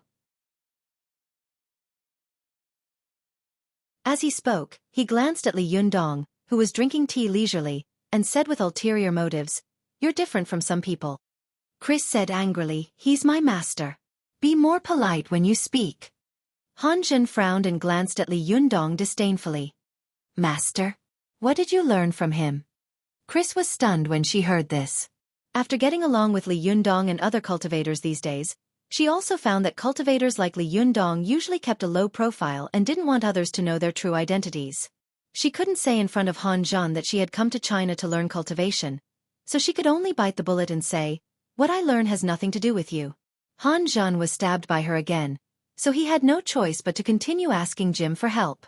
At this time Jim said, "Chris, our family misses you very much, and so does Grandma. She asked me to find you and take you back. Do you have the heart to leave us in such an ignorant and backward place? Did this man use some magic to enchant your soul?" If Jim had been reasonable, he might have been able to persuade Chris, but he had mentioned Lin Guoying. This made Chris instantly think of what Lin Guoying had once said to her. Chris immediately understood that her grandmother would miss her, but when she had said that she wanted to come to China to be apprenticed to a master for cultivation, her grandmother had not only not stopped her, but had also greatly encouraged and praised her. Chris thought quickly and instantly concluded that Jim must have faked the imperial edict, using her feelings for Li Yundong to coax her to go back. She immediately sneered and said, "Jim, first of all, Grandma agreed that I came to China. Secondly, this is not an ignorant and backward place.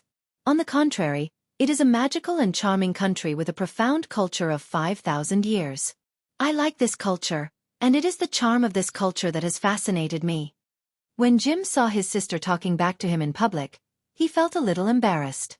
However, Chris was usually very doted on by her parents, and she was fair and modest. She had a lot of prestige in the family, and he listened to his sister's words in many things. He was angry, but he didn't dare to do it to Chris. He could only turn the gun and fire at Li Yundong. He shouted angrily, "Hey, you yellow monkey, if you don't persuade Chris to go back, I'll break your bones." His words also scolded Han Zhen. The corners of Han Zhen's eyes twitched when he heard this, but he couldn't make a sound. Li Yundong saw that he was shouting at him in a stern voice. Obviously, he was not saying anything nice. He took a sip of tea unhurriedly and said to Feng Na, "What is he talking about?" Feng Na was not willing to translate these words to Li Yundong. She had seen Li Yundong fight at school many times. She knew that if she translated these words, there would be a full-scale fight here. She was not worried that Li Yundong would be at a disadvantage in a fight. In her opinion, Li Yundong was a living immortal. She was only afraid that if someone rushed here with their underwear on, Li Yundong could also beat them until they wore their underwear inside out and rushed back dejectedly. But if they really fought, these two were foreigners. In China, it would be a trivial matter if you beat a Chinese person, but if you beat a foreigner, it would be a big trouble. If they investigated, it would alarm the foreign consulates. Feng Na's hesitation made Han Zhen, who was beside her, keenly aware of her timidity. He sneered and said to Li Yundong in Chinese, "I don't care if you are Chris's master or who you are. Anyway, you can't have anything to do with her anymore. Otherwise, I will definitely make you suffer." Li Yundong was amused. He held the teacup and drank the tea while looking up at him.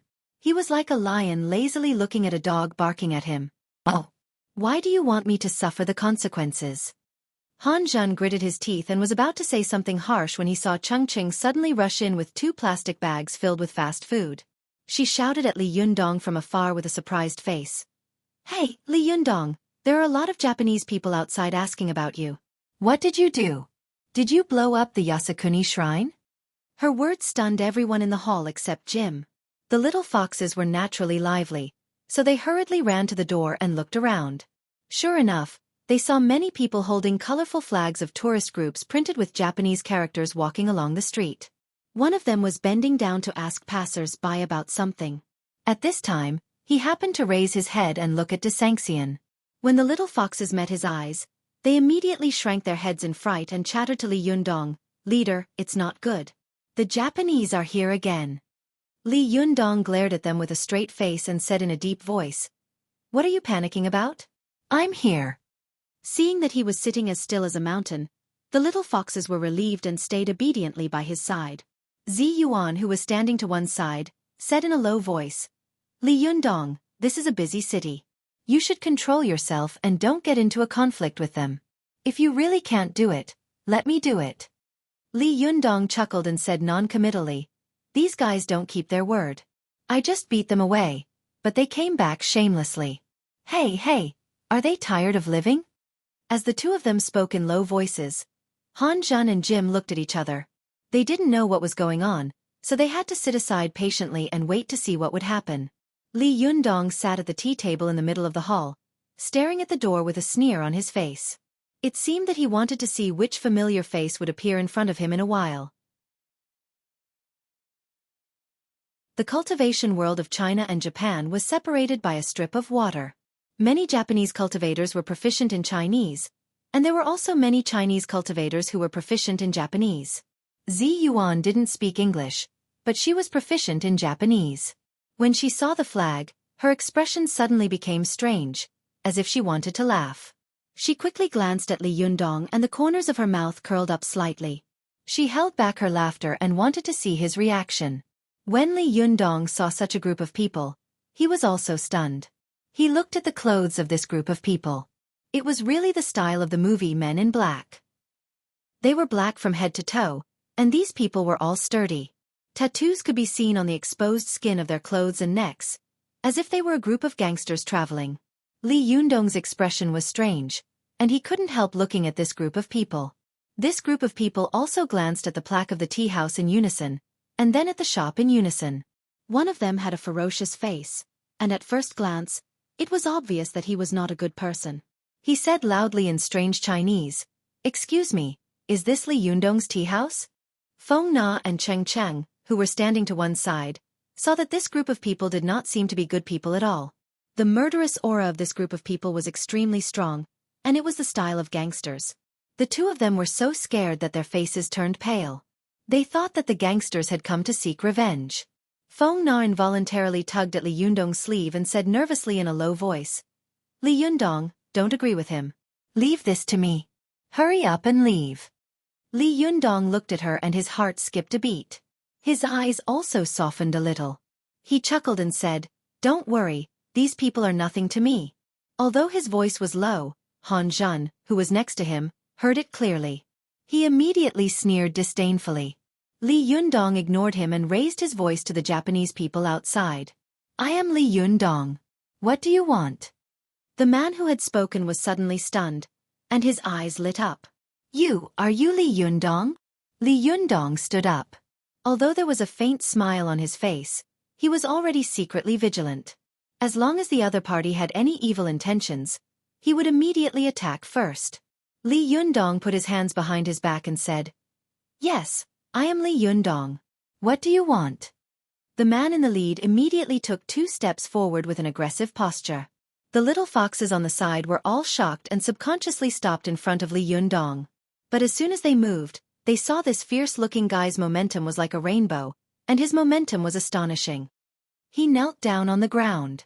The fierce-looking guy banged his head 3 times and shouted loudly in Japanese, Then, the group of men in black behind him repeated this sentence and knelt down in unison. For a moment, a large number of people were kneeling in front of the Desanxian. For a moment, everyone inside and outside the Desanxian was stunned. Han Zhan and Jim, who had wanted to see Li Yundong make a fool of himself, almost dropped their jaws to the ground. The hall was so quiet that one could hear a pin drop. Li Yundong was also dumbfounded. What's going on? What's wrong with these Japanese people? Could it be that the battle at Mount Longhu had made them lose their minds? You're tuning in to the Xueqi's Martial Arts Saga YouTube channel. Don't forget to subscribe and join us on this journey to catch the most captivating stories.